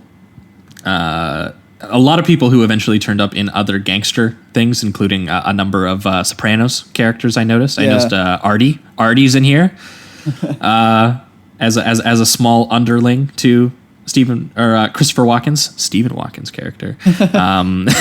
Also, let us not forget Annabelle Sciorra. Yes, playing Jean. Yes, she gets one of the best scenes in the film. But she's in Sopranos. Is she actually? Yes, my friend. Yes, maybe I'm not deep enough in. Oh well, where are you? I'm in season 3. Oh yeah, she will eventually become one of Tony's Gumars. Oh, very interesting. Okay, Yeah, well, I will look forward to that because the only one I noticed was the dude who runs the restaurant. Artie Bucco, the Bookster. Yeah. No. Victor Argo's back in this as well, briefly. But between Ferrara and like Scorsese, and then maybe a little bit Spike Lee, like I think every Sopranos character has been in one of their movies. Ferrara cast so many Sopranos characters, it's ridiculous. Hell yeah. But yeah, for anyone who hasn't seen The Funeral, because I know that this is one of the Ferraras, it's actually kind of harder to find. It really only got like a small DVD release, and even finding you can't even rent it on Prime. You can't even This is one of the films that the only way that you can watch it is either by finding one of the DVDs, which are probably out of print, or finding $61. You can buy them for $61. God damn. Yeah, or you can go to other places and you can find The Funeral. The high seas. Yeah, I mean, it's one of the Ferraras that I wish was kind of talked about a little bit more because, again, written by Nicolas St. John, directed by Ferrara, you can tell that this was a little bit his response to making King of New York, which is why I think they kind of pair well together because it's another gangster movie with Walken, but the style is a lot more spare, a lot more stripped down. It's actually, I watching it, rewatching it actually, I thought more about like someone like John Cassavetes. Well, it's done in that more kind of spacious way for actors. It feels like you know he does some of the sort of like it's not like a beautiful dolly shot moving across the room. It's more of like a simple handheld that tracks the actors, because when you have someone as animalistic and rage-inducing as Chris Penn in your film, that's the kind of style I think you got to go for. And Chris Penn, man, he shouts in this movie and he screams in this movie. Screeches. He breaks his voice. Like he's wailing. He does. He kind of does that in every movie he's in. He's always. That's true. He's always just fired up. Yeah, his character in this movie, though, makes Eddie from Reservoir Dogs seem like a very well composed man. Well adjusted for sure. Really with it, But for anyone who hasn't seen this, it follows 3 brothers who are all involved in the gangster scene in New York in the 1930s. One of the few Ferrara also period dramas, which is interesting. It opens with, for example, Vincent Gallo watching The Petrified Forest from 1936, starring Humphrey Bogart, which is like a 30s like hostage stick-up like robbery movie about a bunch of penniless people basically living through the Great Depression and trying to dream of a better tomorrow, as they kind of try to do in King of New York. They kind of have this vision of where their life could be, but they find out that they kind of have to do it with like they have to do it with like the robbery money and things like that. It's a very interesting film for Gallo to be watching, because you would assume that, it's essentially Gallo watching King of New York, and then going to his union meeting where he offers protection money to the sort of communist and labor activists of the workers who are all being laid off by a rich dude.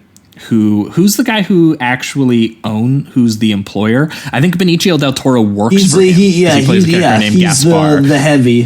So he's the Benicio del Toro is the gangster who works for the employer, and so basically I don't know who is the employer. Yeah, I'm blanking on it now because the rest of the cast is all a bunch of Italian men. So I can't distinguish their names out of that. But either way, it's worth. Basically, the point is that Vincent Gallo is the youngest brother of this gangster family, and he has sort of blue collar, working class sympathies, and he believes that they should be using their sort of muscle and their game in town to be helping the employees actually keep their jobs and maintain their workers' rights. Whereas Benicio del Toro has kind of sold out, and he's a gangster who is now working for the business owners and who believes that they should take money to actually fuck over the union, which is something that, Christopher Walken and Chris Penn's character, who are playing Ray and Ches, the two brothers of Vincent Gallo, they don't really have his same political convictions in the same way. They're like, we go where the money is.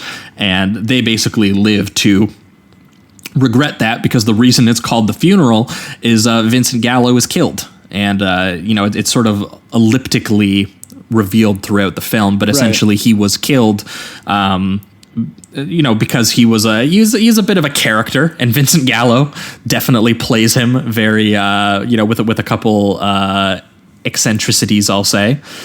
And he's very well known. He's very abrasive. He gets into fights at the bars, and he goes for nights out on the towns where he sleeps with everyone's wives. And, he's very politically outspoken.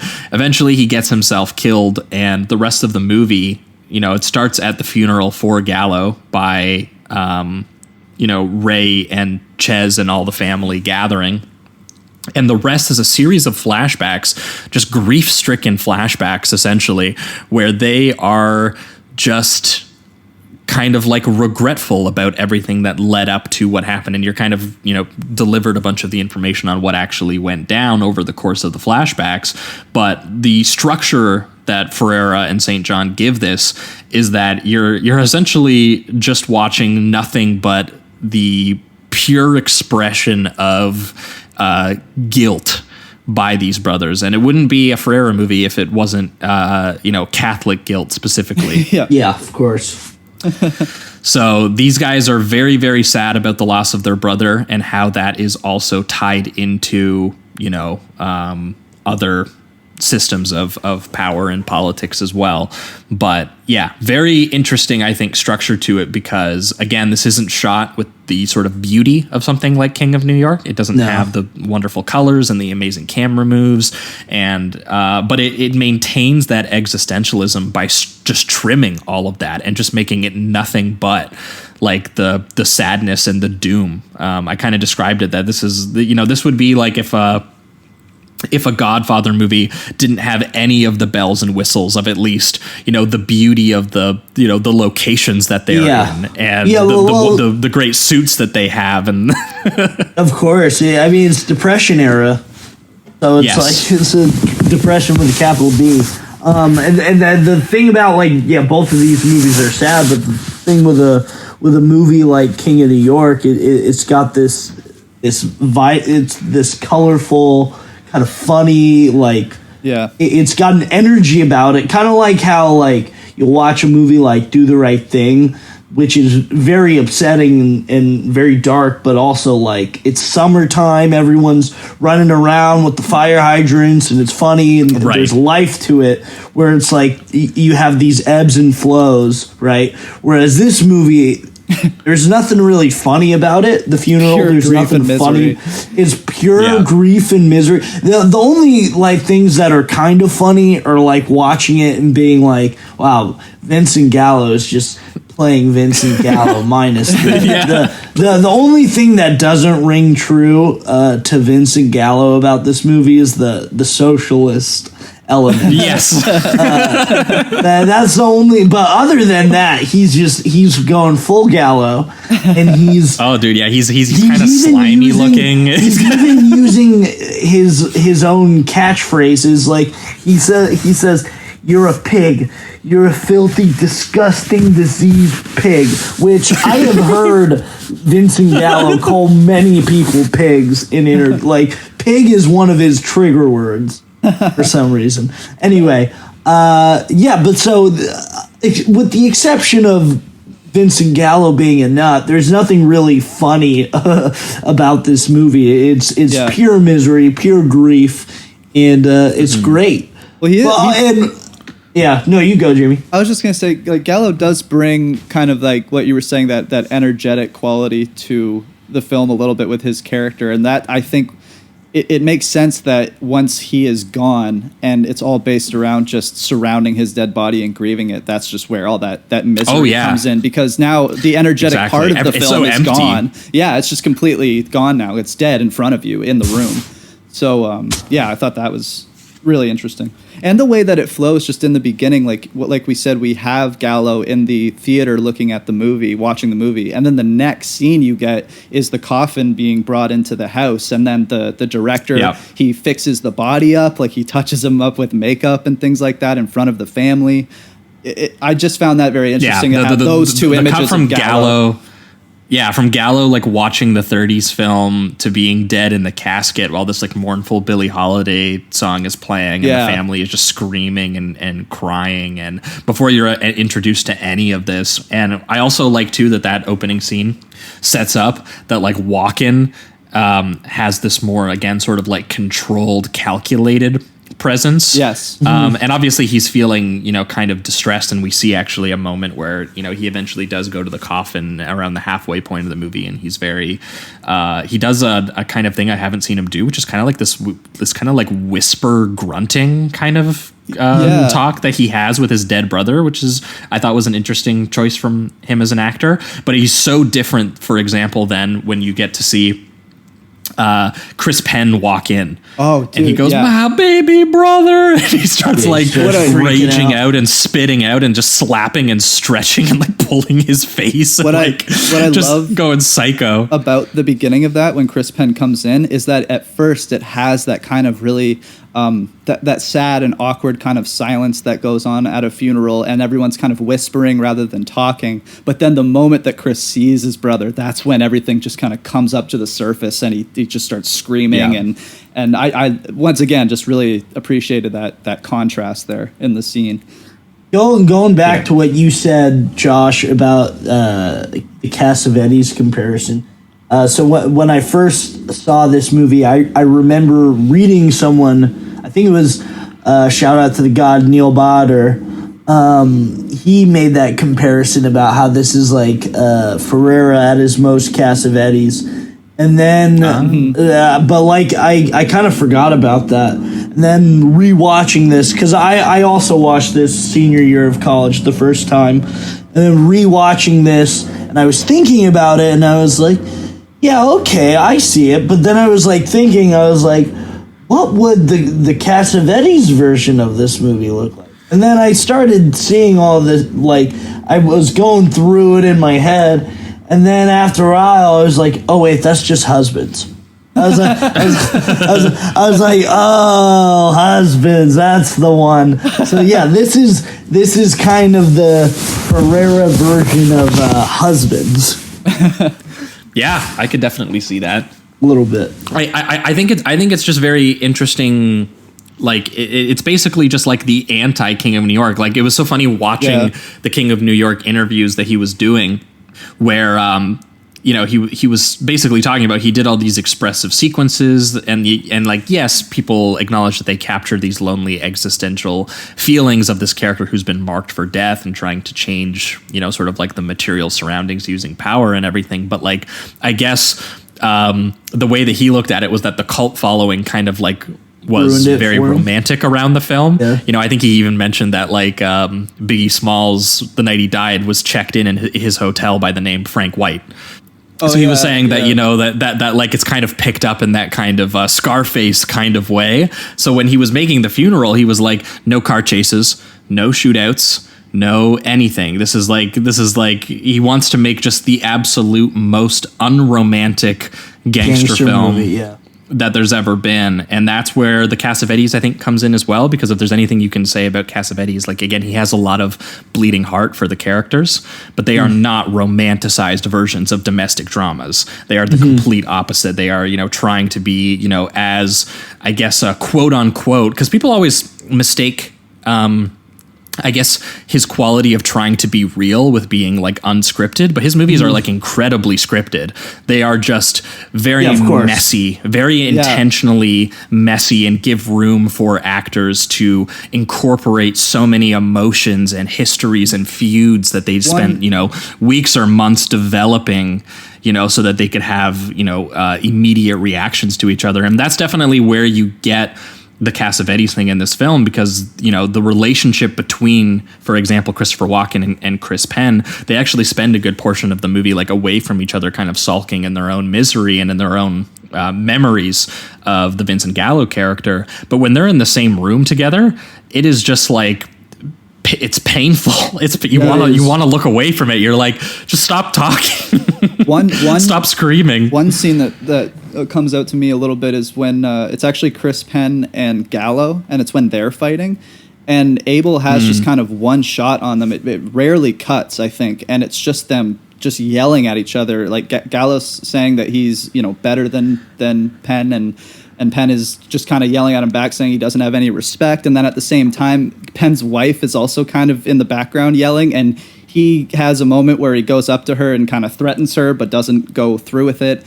And there's just a lot of moments in that scene where I felt like it could have been improvised, because it has such a sporadic feel to it. But there were just so many dramatic beats that I felt needed to be directed that it couldn't possibly be just wholly improvised. So I did get a mix of that a little bit in certain scenes. I think with scenes like that where it's like fighting, it very well could have been improvised, because when you're that emotional, you're spitting, you're spluttering, you're saying all sorts of crazy stuff. And when you they probably had to do that scene a couple of times. So like when you're doing that scene, like, I don't know, 3-4 times, the words when said in the same sequence start to lose their value. So it very well could have been like, you know, a new variation of what was written. There's also and the acting is so good, it's almost convincingly happening that way anyway. And again, Vincent Gallo is saying things I would 1,000% see him saying in that scenario. He's like, she ain't going until I get late. Yeah. Do you understand? But then he's like, oh, great, talk to your wife like that? Like, great, yeah, you're so great. And he's like, I'm so much better than you. And it's like, you're the scummiest fuck. Like, yeah. That moment when he's like shit talking his friend who's having sex with a prostitute right in front of him. Yeah, right. Just having a conversation. No, first of all, I'm pretty sure that's Gaspar's girl still, isn't it? I actually think it's a different. It's a different maybe girl? it is. Well, I might be conflating it because of the red hair, but yeah, he's having sex. He's just watching them have sex, and he's just like, you're disgusting. You're like, he's just saying all this stuff, and then he's like going off about how, like, you know, I think movies are the only thing life worth living. Hell yeah. And then his friend finishes up, and then he goes out, like, stands over the girl. I don't think he screws her at that moment, but he like gives her a big old wet kiss. He starts making out with her like the second his friend pulls out, right after he was talking about, like, you know, calling his friend a filthy, diseased, ass fucking pig with no conscience. His friend's a degenerate, apparently. Yeah. Not Gallo, and his friend's like, you read too many books, it's fucking up your brain. And Vincent Gallo's going on this monologue about how that's the American tragedy, that we need distraction. Yeah. All we got is books, radio, and movies. Yeah. Oh man. You know what? This is another digression, but I love that scene when they're in the old timey porn, like they're watching the old timey porn. Oh, yeah. Like they've all got their side girls. And Vincent Gallo just is, for some reason, has an old woman. On his senior day, yeah. And he's making out with her. He's got his arm around. It is so funny. Yeah. Anyway, sorry. No, the Vincent Gallo character, like this is what's so interesting is that these flashbacks, which are kind of like these sort of like half remembered sequences that we're getting from the points of view of the Christopher Walken character and the Chris Penn character, who are kind of remembering their brother. And also giving us context for the kind of person he was, like why someone maybe would have wanted to kill him, for example. It seems like they wanted to kill him at certain parts in their life. But like these are the moments that are filled with so much life because the Vincent Gallo character just has such a personality to him. And obviously he also has like real beliefs and convictions, and he believes in, sort of like helping the workers out and going out and being part of his community in a way that they, were willing to just kind of take the money to just, protect the employers and stuff like that. Like we get to see him do Boardwalk Empire shit, like Prohibition era gangster shit, like going and stealing. What does he steal in the opening? In the car truck that he like burns down. Yeah, what's in the truck? I can't remember. I can't remember either. I couldn't remember if it was booze or if it was like dresses or something. Either way, it's always very funny when you go back to Prohibition era gangster stuff. Yeah. Because like what they were stealing was just so funny every time. Right. That's part of the enjoyment of Boardwalk Empire. If you've never seen it, just Steve Buscemi like just stealing stuff. You're like, is that really that valuable? It's usually booze or cigarettes, right? Most of the time. Yeah. And I think that's such an important part of the film is that Vince, like when you're watching these sort of half remembered flashbacks and you're getting the feeling of, the brothers' knowledge in their involvement and how essentially inevitable this kind of tragedy was. It turns into kind of like this brooding morality play of like, what did these brothers do to bring this on themselves? And they immediately go, well, of course it's everything to do with, his political beliefs. And what's so funny is that it's even pettier than that. Yeah. Which is kind of like a reveal that kind of happens later in the film. But you understand why they immediately think that as well. And also, the fact that all of these kind of hurt feelings and memories they have of their brother are also tied into just these wonderful kind of details that I'm going to credit St. John with. But, Ferrero was obviously very close with him in a lot of the screenplays that he wrote. But like some of the great, really bleak detail of this film, like obviously there's some gross detail with the Gallo character, but also stuff like, just a brief aside, where you find out earlier in the film that their father committed suicide. And the one boy over, I think it's the Chris Penn character who I think overhears the priest talking to his mother, talking about what a sin it was that he's left his family like alone, right, and everything like that. Yep. And which obviously signals what we're going to get to when we talk about the end of the film. But then you also get flashbacks to like the Walken character when he was a kid, where they treat it like a bar mitzvah of him executing a man. Yeah. Which is just so fucking... You're a man now, son. Yeah, and that slow push in on the kid's face after he shoots the guy, and there's just like complete silence after that, and then it cuts back to Walken talking to Gallo in his casket, saying that he caught a good break by dying. Yeah, that it's like living is misery. Like just so like this is just again, and I think the way that St. John and Ferreira have structured this, you just get a series of montages of just characters going through the most like spiritual and philosophical crisis you could possibly and moral crisis that criminal characters could possibly have, and it just becomes a series of just grief-stricken, guilt-ridden conversations that eventually drive these memories on how they got there, how it was ingrained in them as children, and how they can't escape it. That the end result is obviously that they're all gonna wind up like Johnny. Yeah, and just with it's very, very brutal. And just with incredibly short moments, honestly, of brotherhood. Like they have some images and shots of them, like, you know, putting their arms around each other and singing at the bar and that kind of stuff, just to remind you that there is some love there. But most of it is just dealing with like their interpersonal issues and then their own grief and how that erupts into anger and violence and things like that. But I found it interesting that he only like very shortly puts in those moments of brotherhood to still remind you, but that it's still surrounded in all of this kind of this violence. Yeah, there's a part where they're all hugging each other and getting photos taken, like at the bar and having a good time, and then cut to like the priest showing up at the house and Artie being like, "Forget last rites. What they need in there is an exorcism." Which is, you know, there's a lot of great lines in here as well. But yeah, some of the you know, the build up to where you know that this is going, because again, both of these films I think are structured in a way where like they kind of feel like they came up with the ending and then they were like, okay, how do we get here in like the most painful way possible? And they get there and they do it. Do they ever? Yeah, well, I mean, and I think about like too, like just some of the you know, the way that they also like kind of, they all have like wives or girlfriends or something like that. And the way that, you know, they're obviously trying to be there for their brothers, for these brothers who are grieving.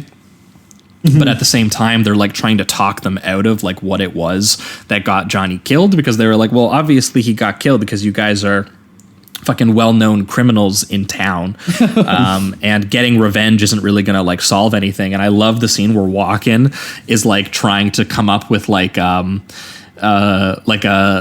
biblical rationale for why getting revenge isn't a bad thing. For example, I can't remember the exact lines he gets. I'll probably find it in my notes here at some point.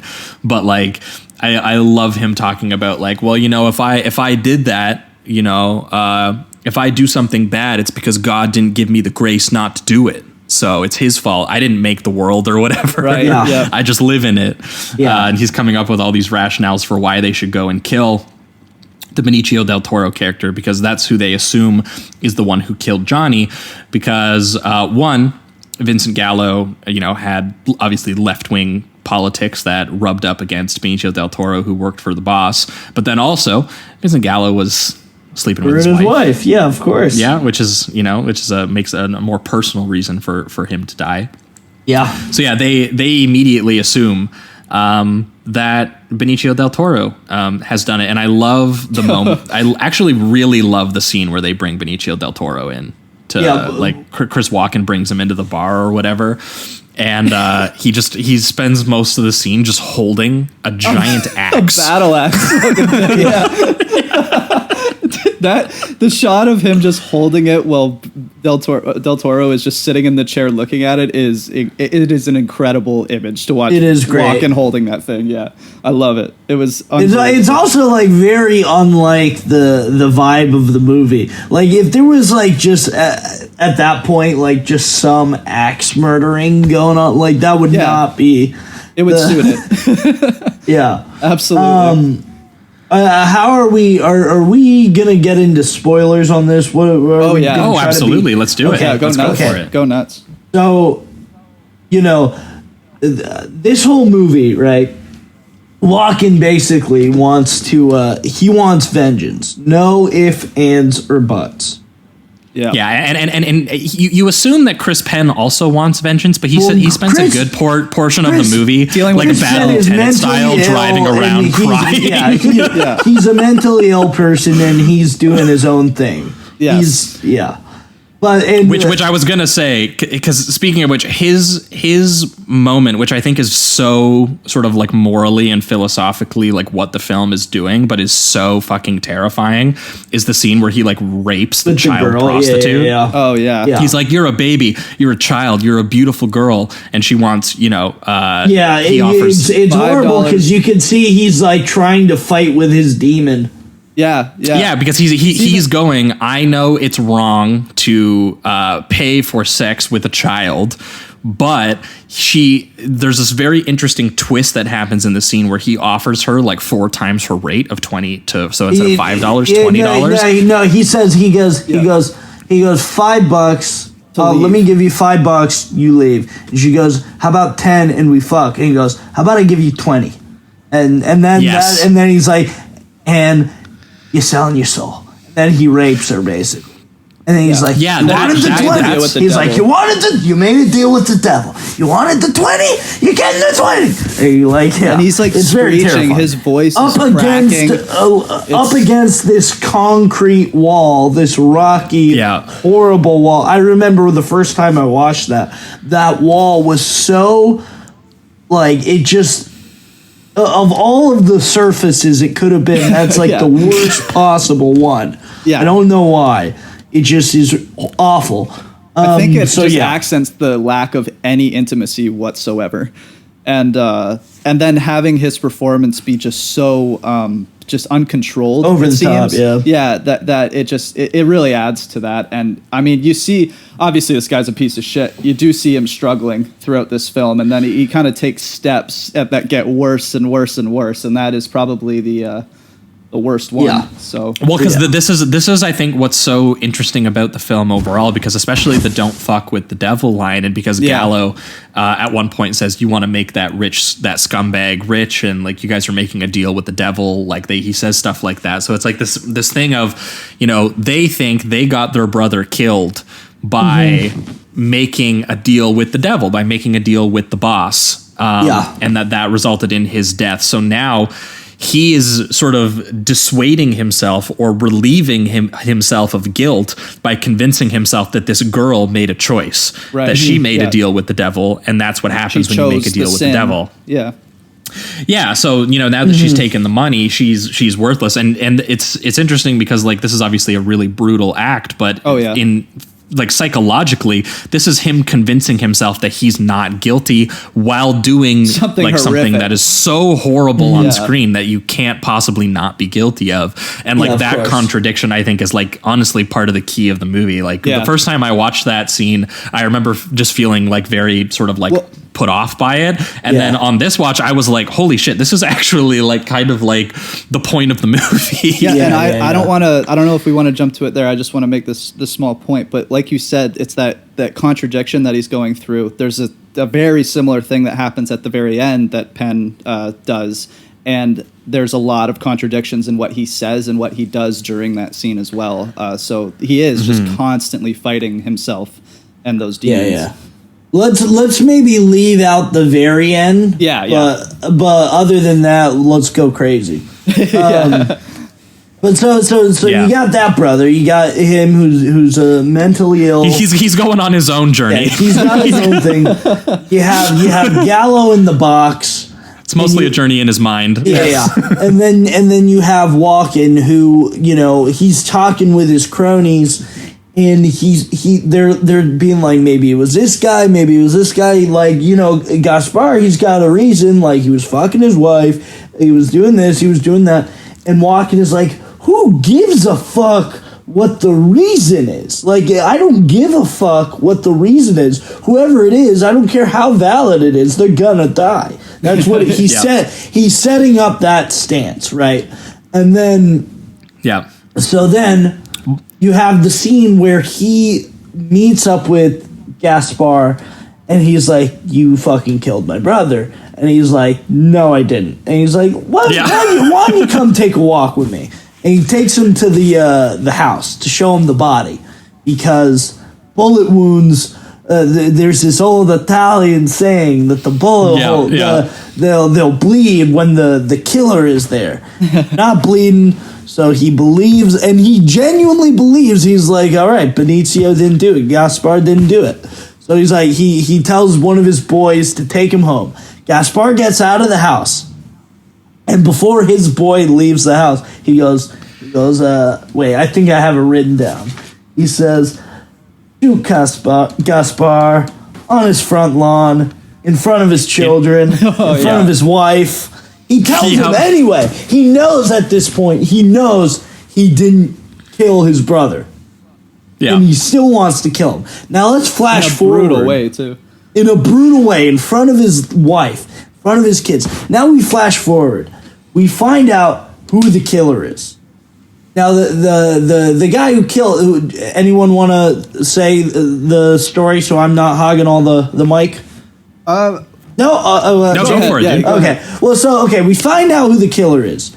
His boys have been beating the shit out of this guy, just fucking in the meat locker, just pummeling him. He takes him out back, and he's like, "Why'd you kill my brother? I don't know who the fuck you are. You're just some random punk. Why'd you kill my brother?" And the guy tells him, he's like, "He raped my girlfriend. He beat her up and he raped her." And Walken is like, he's got fuck. Now suddenly he's like, "Oh shit!" Like maybe like he's like, okay, maybe a reason does matter. He's thinking a reason at this point. Gaspar, he just killed for no reason in front of his wife and child. He found out he doesn't kill him. Like he didn't kill him, and he's like, "No, let's do it anyway." This guy, he hears the why, and he's like, "Okay, I'm gonna have to think about this." And he's about to let the kid go, and he goes, "I'm gonna ask you one more time. He raped your girlfriend?"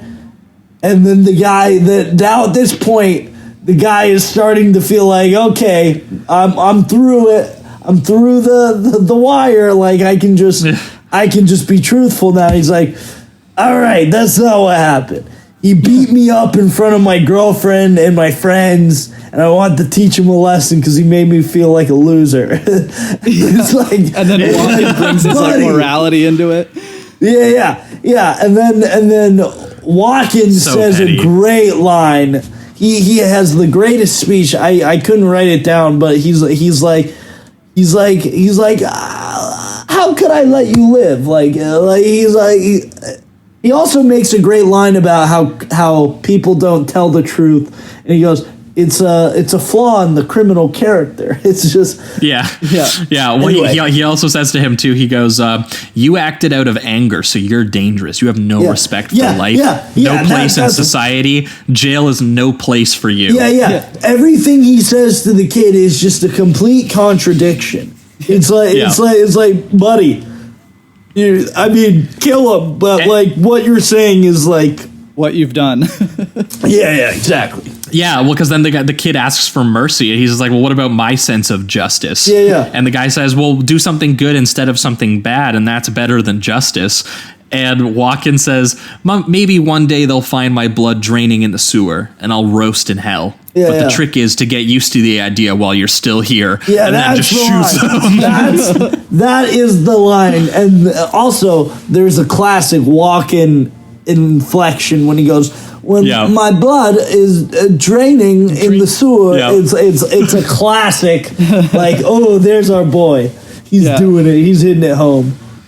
Yeah, and I love how that scene counters how he was doing sort of like a bit of Catholic scholarship with his wife earlier in the film too, because he's literally having the sort of moral philosophical debate about,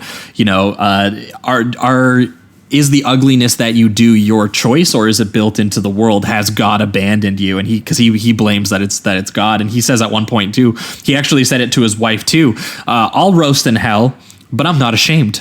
I didn't make this world. So like it's the same deal. But what's so interesting is that you get sort of brief glimpses on, how it affects kind of everyone else around them. And like you get the scene where like Chris Penn comes home and like commands sex from his wife, who is both kind of like disgusted and empathetic with him. And then you get the scene where he rapes her. Yes, he rapes her. Yes, but it is very interesting because it's Clara, it's Isabel Rossellini from Blue Velvet who plays that scene, and she plays it very, very complicated, more complicated anyway than the Annabella character, who is like through with Walken's shit and how fully believes. Well, because she knows her husband, she knows he's sick, and she knows if I do anything to stop it, it'll make it worse. And probably her old Italian ideology is telling her it's not him, it's the demon in him. So, like, you know. Chris Penn plays it that way. We'll give him some credit there. Yes, of course. Of course, he does. But there's also just something, too, that, like, you know, a lot of the feelings that the Chris Penn character is going through is kind of like what Chris Walken's wife is trying to get him to understand, that it partially is their fault on the way that they act. I mean, the priest literally says that praying for you is like no use, like unless there's a complete reversal in this house. He says verbatim, she goes, she says something about praying for us, and he says something about like you have to believe in God, and she goes, she says we do believe in God, and he goes, I don't think any of you are broken enough to believe in God. Yeah. Yeah, and it's very interesting because like if Chris Penn is just kind of like the raw wound, Chris Walken is like the sort of like the attempt at academically rationalizing using philosophy and morality to try and he's make sense of what it is that he does. He's been a killer since 10, you know? Yeah. So he's got that rock, that gravelly, that, you know, like Yeah, well, and I love Christopher Walken's wife, you know, played by Annabella, and she's talking to Gretchen Moll's character, who was like who was engaged to the Vincent Gallo character, and says, like, you're lucky that you didn't marry into this family. Like, they're criminals because they've never risen above their heartless, illiterate upbringing. There's nothing romantic about them, is what she says. I really like, there's one scene where they're all praying at the funeral, and I thought that it was just kind of cool as they're panning over, everyone's praying in Italian, and then when you go to Vincent Gallo's wife or girlfriend, she's doing it in English and kind of like really hyper focused on the body. I just liked that sense of detail there. Definitely. And this brings us to the big moment. Holy hell. We've been careful not really to we can't reveal it. To spoil. I mean, we do full spoilers on this show anyway, without warning. But, for sure. But I think by saving it for the end, it should relay some of the impact that you feel actually watching the film, where it just kind of, it doesn't come out of nowhere. Again, there are sporadic detail kind of layered throughout their upbringing and through just like their absolute, you know, grief-stricken, miserable feelings that are all being, you know, that are basically dictating the structure of the film, because their feelings are dictating what flashbacks you're seeing and things like that. And then when we get into the present and they're trying to get revenge, and it's like literally it's so funny. If you got rid of the flashbacks in the film, what actually takes place in the film is that two brothers show up at their one brother's funeral. One just starts rationalizing why it's okay to brutally kill a bunch of people in response to it, and the other one just goes on an animalistic fucking breakdown through the city. It's basically a plotless film if you didn't have the flashback structure, which again is psychologically tied to the characters. I wonder what would have happened, because we don't really see what Chris Penn is up to when he's driving around, you know, cruising. I love those Bad Lieutenant shots in the passenger seat of the car, though, while he's driving. But like, I wonder what the fuck he's up to. Yeah, that's true. Like I wonder if this was one of those movies where it was cut out, and like there's a version where we just see him like, you know, going hard. Yeah. But yeah, also it's worth noting too that the scene where he kills the boy who basically killed Vincent Gallo just out of some sort of petty beef that they had. And he finds out again how pointless his brother's death was to it. It wasn't actually related to any of the, you know, the actual sort of drama that you would think, or his political beliefs, or, you know, the way that he treated people. I mean, I guess partially related to the way that he treated people, but I like the way that just in a more petty sense. I like the way that they show you the Vincent Gallo death too, because it's right after. That's just what I was going to get to. It's like it's cut from that kid dying to Vincent Gallo dying, which is such a cool cut. And it's really like Gallo's death is particularly sad, I find, because he's also surrounded by strangers, and he accents that by like having a point of view shot of Gallo looking at all the strange faces that's surrounding him as he's kind of like crying and knowing that he's going to die. He's literally quite going. sad. It's Vincent Gallo pathetically going, "Help me, help me." Yeah, right. And then what's crazy too is just the way that all this kind of comes together. So you have the Gallo scene, and then it goes into Penn, who's like pouring a shot at his bar, thinking about the good times of his brother. He starts digging a hole with like this pickaxe that he has, and I think, is that to bury Johnny? He's burying the body of the boy, the kid who Christopher Walken shot. Got you, right. And then that's what leads to the famous ending scene here. So just all of those sequences wrapped together in this like last 20 minutes is just so hard hitting and sad and violent and angry and I mean, I think it's really well done because the way that you tie in the sort of this pointless revenge that Christopher Walken got to the brother's death, which was just, made to be, again, just as sort of like empty in that kind of way. And also, the Vincent Gallo character having so much personality and energy to him in the flashbacks. And now these present scenes are just, it's just Christopher Walken rationalizing horrible things and just Chris Penn doing animalistic howls into the night and doing horrible things. And so there's something to be said about like these two brothers who feel so guilty that, that the one brother who resisted the deal with the devil is the one who's gone. Yeah. And nothing, because of, the way that they cut from them having a good time with him in the bar to him then burying a body. It's just like, this is the way things are now. Things are not going to go back to when we had our brother, and there's no way. And basically the Chris Penn character just goes, there's no way that I'm going to cope or ever make it the same again. So he takes the exact same escape that their father did, and he shows up at the funeral after Christopher Walken tells him, I found the guys, I got them. And Chris Penn, it brings him no relief or any catharsis that Christopher Walken went out and basically shot Benicio del Toro in front of his family and then a young kid. And he's like, there's no glory in that. Nothing changed. Yeah. Gallo's still dead. Yeah. And so Chris Penn walks into the funeral in these very flatly shot sort of tracking shots, and he shoots Christopher Walken's bodyguards. Yeah. Then he shoots Christopher Walken, which, by the way, in the same spot that he's coming down the stairs where the kids earlier in the film are playing Bang Bang Shoot 'em Guns. Yep. Yeah. And I thought that was a nice touch that the kids are playing sort of gangsters, and then Chris Walken comes down that same set of stairs and gets shot by his own brother, which again, you're assuming it's the two brothers who are doing it. Yeah. Such an interesting sort of visual cue. Yeah. And then, you just get Chris Penn just putting the gun in his own mouth, and then blowing the top of his head off. But you have the classic line, Isabel Rossellini is trying to talk him out of it, and he goes, and live without my brothers? Yeah. Oh, so sad. And that's that, like what I was mentioning earlier is that kind of contradiction. It's like he views that they're already dead, so he's kind of just like doing it, I guess. But he is partly now a reason why his whole family now is being killed.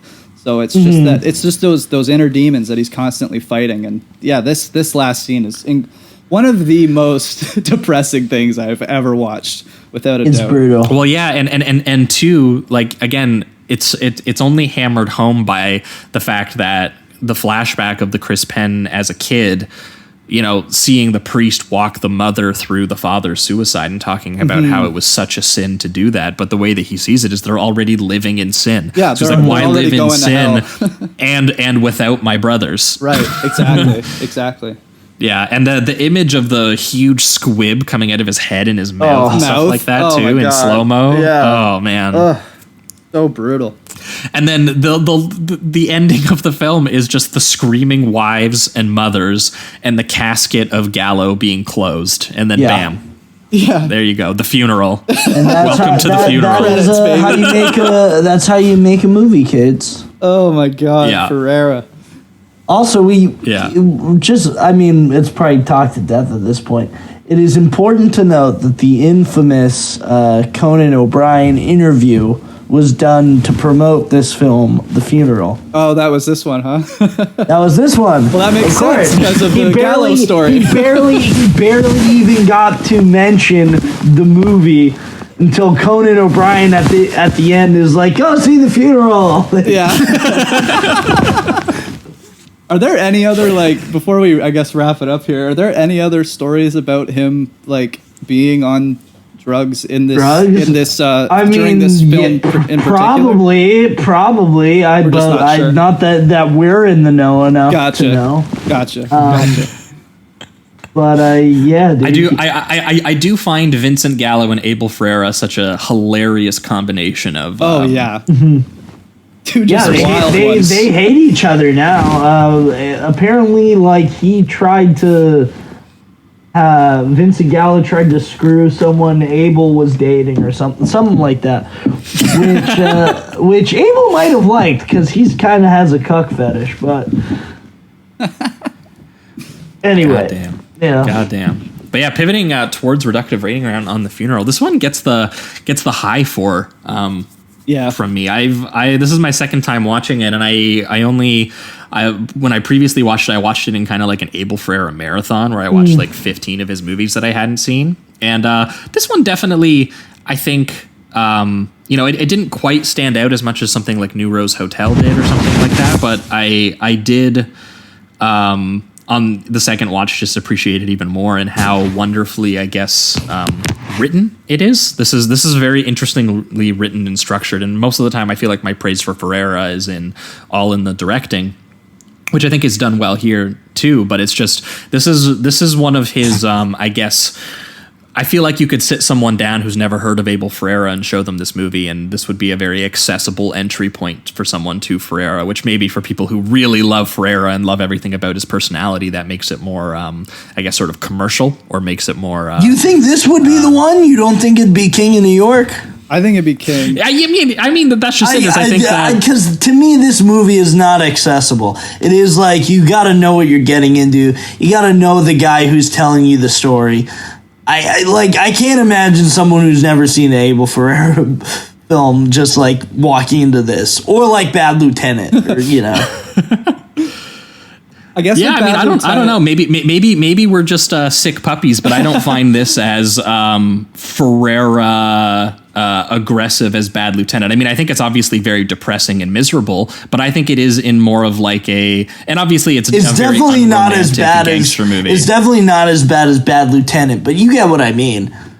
It's not, or even Miss 45. Oh yeah. No, that's why I think King of New York would be the perfect entry point, because it's got King of New York definitely for the style. Also, I think that Bad Lieutenant also has more of like an energy that's more fast paced, whereas this is incredibly depressing, like the majority of the time. Yeah. So I think maybe I guess it all depends on your taste. Like if you like sad movies, then you'll take to this. But if you're looking for something that's just kind of like super rough around the edges, but still has that fast paced quality, I would probably recommend Bad Lieutenant first, I think. But it's hard to say. They're so rough around the edges in general that it's like a particular person is going to take to these movies regardless, I think. Yeah, so. I'm the person who recommends people do Driller Killer, so that's what there you go. Because I'm like, that's the one that stars Abel as him running around just drilling homeless people at night. If you want to know what you're getting into with Abel eating Ferrara, fucking pizza, the most disgusting way I've ever seen anyone eat a fucking slice of pizza. Oh my god. But yeah, I guess when it comes to The Funeral, I find some of the style to just be a little bit more stripped down and kind of classical. That's true. I would say that. Again, sure. There are very few films he's done that I guess I would compare to someone like Cassavetes, which I would do here. But yeah, I would recommend people, if they can find it, go and check it out. Yeah, 'cause it is, again, it's not a traditional genre play. It's all painful flashbacks and these sort of knowledge and guilt of these brothers' involvement in the inevitable tragedy that sort of take place at the center, and them trying to make sort of spiritual and philosophical sense of their own culpability and making a deal with the devil and trying to make money. And yeah, I think it's got some really grim stuff in it, but I think that it's very effectively doled out in sort of the detail of the writing, and especially in the performances as well. I think that Gallo and Penn and Walken are all awesome in very different ways. None of them are giving anything remotely of a similar performance. Yeah. I completely agree there, especially. High 4 out of 5 for me as well. I really did enjoy this. Definitely going to be revisiting it a couple times, I think. Really appreciated the editing in this, I think. Is the way that they cross between the flashbacks and the present day is perfect. I feel like it perfectly executes what he's trying to establish. Yeah, you feel like you experience it all at once, which is exactly what they're doing in their heads, right? Right, exactly. Just kind of over the course of a funeral for somebody that you're that close with. So, oh, hey, worth knowing, this was edited by Bill Pankow, who also edited Carlito's Way. Oh, damn. Very awesome. Very awesome. Full circle. That's awesome. So 4 out of 5. I think the performances are top notch. Like you said, Josh, I love that everybody's doing something different and kind of bringing something to the movie itself. Like we said with Gallo, his energetic kind of nature brings something to his scenes, and then Walken's kind of somber sadness brings a lot to when he's dishing out this cold revenge.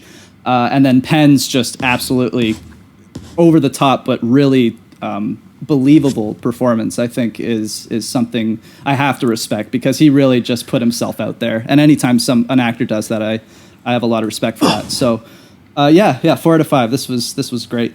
For you, Rob?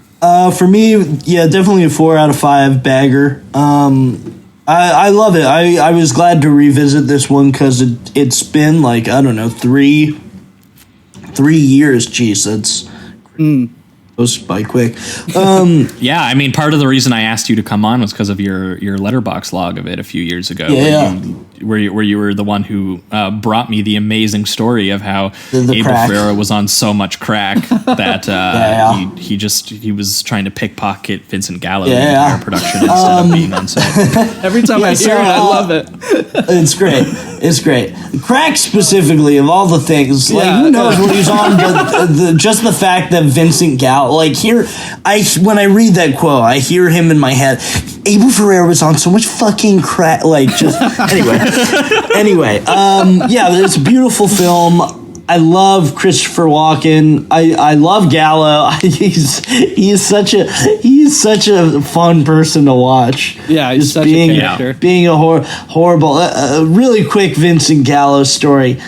Have you heard what he said about Francis Ford Coppola years ago before he did Tetro? No. So Vincent Gallo, there's a quote about him talking shit about everyone. He was in the Francis Ford Coppola movie Tetro, and then there was years later there was a leaked interview of Vincent Gallo from way before he did Tetro, talking about Francis Ford Coppola and Sophia, and he's like, she's a little fucking whore, and he's a pig, he's a big fat pig. Goddamn. Yeah, he's a legend. Chris Penn, I love Chris Penn. I think he's so much. Wrong kid died. R.I.P. Chris Penn. Wrong kid died. Sorry. Fuck Sean. I love Chris Penn. I love all the. Even though we did love Sean last time you were on the show, That's Carlito's true. Way. Of course. You're right. Well, hey, you're right. He has some bangers, no doubt about it. But Chris, he is the Tony Scott of the Penn family. Yeah, I'll leave it at that. Well said. Mm-hmm. Well, and man, Chris. To do Reservoir Dogs followed by True Romance followed by this. Yeah, that's crazy. It's been a while since I've seen True Romance. Does he do a lot of screaming in that one? He's one of the cops in the big climactic set piece, right? I don't remember. I don't think he does a lot of screaming. I think he's trying to play the more. I literally do not remember any of True Romance except for the classic N-word bit with the Sicilians. With Chris Walken? Yeah. Oh, yeah. That's the only thing I remember. But I do remember in the end of Reservoir Dogs when he's like, Larry, stop pointing that fucking gun at my dad. He just decides out of the fucking blue. Anyway, that's great. Yeah, no, Chris Penn. Chris Penn, legend. This is one of his best performances that I've seen. I mean, Without I may a need to doubt. watch some more, but this is great. Yeah. But yeah, I think that wraps it up for this week. That was King of New York from 1990 and The Funeral from 1996. Thanks so much, Rob, for joining us and breaking down these films with us. If you've got anything that you want the people to know about, yeah, once again, thank you for having me. Of course. Hopefully we'll do it again soon. Maybe a little shorter than a year. Yeah, but who knows? But it was great. Yes, absolutely. Most of you guys probably know me on Twitter, but you can follow me at Responsible Rob. Also, he's very responsible. Also, if you want to give me a job. I need a job. If you no one's done that yet. someone crowdsource Rob a job. I'm in LA. I'm doing it big. Hire me if you've got clout. Put me in your movie. If you suck, miss me with that shit. I don't want to be in just anyone's movie. Same with your podcast. Ask me to be on your podcast if you've got the juice. If you don't got the juice, don't ask me to be on your podcast. But so yeah, Twitter at Responsible Rob. Hire me at whatever OnlyFans. I don't care. There you go. And it was good talking to you boys. I'll see you on the Warzone. Absolutely. Hell yeah. Thanks so much, Rob. For our listeners, we're going to be back in 1 week's time for a bonus episode over on the Patreon, where we're going to be talking about finally Lau Kar-Lung. Yeah. We only talked about him once when we did Drunken Master and Drunken Master 2, which he was the co-director on Drunken Master 2 with Jackie. Damn, I need to rewatch that. That's fucking banger-rooney. They're so good, yeah. Yeah, they're so good. And we set up that eventually we were going to do some Lau Kar-Lung, and that was like, in our first year of doing the pod, and we just haven't got around to it yet. Damn, so, you got too big for your own podcast. I know. You're big so yourself. one of our patrons finally was like, you guys really have to do 36 Chamber of Shaolin and 8 Diagram Pole Fighter. So that's what we're doing next week. We're talking about some classic kung fu cinema over on the Patreon. Some of the most beautiful and like pageant-like wire / athletic stunts that you will ever see. A combination of the two. Some of the fastest kung fu that you'll ever see. Unbelievable. I can't even. It makes my head spin. And then in 2 weeks' time for the free listeners, we're going to be back. I don't know if this is 100% confirmed yet, but I'll say it anyway. I think that Candyman movie is coming out. The new one. Oh, nice. So I think we're going to talk about Candyman and Tales from the Hood with a special guest. Cool. Which should be fun. This episode was supposed to be put in when the Candyman was supposed to come out like a year and a half ago. So I'm just tentatively throwing it in here now, assuming that that's still going to happen. That's all going to work out. So hopefully that's what we're doing with a guest in 2 weeks. Candyman and Tales from the Hood. And I haven't seen Tales from the Hood, so it's great. It's really good. I've heard it's really fun though. Yeah, so I liked it a lot. Have either of you guys seen Bones with Snoop Dogg? Yeah, I have, but I haven't seen it since I was a teenager. So maybe consider tying that into the whole shebang because that is another banger. Yeah, that's the one by Ernest Dickerson, right? Yep, it's sick. The guy who Spike Lee cinematographer. Yeah, of course. I remember liking it back when I watched it, but it Dude, has been like 12 years. It is sick. So, and it fits into the theme of. Also, be kind of awesome to talk about Snoop. Oh yeah. Anyway, fellas, he's only ever partially come up in Deep Cover because he did the song for Deep Cover. Right. Oh, did he? Damn. Yeah. I need to rewatch that too. Too many movies, so little time. That is exactly what our show is about. But thanks so much, Rob, for joining us again, and we will see everyone soon. All right. Hopefully. Out in the world watching movies again. Yep. Take it easy, fellas. All right. So that'll wrap it up for everything this week. Thanks so much for listening, and keep it sleazy. Keep it sleazy. Keep it sleazy. Heck yeah.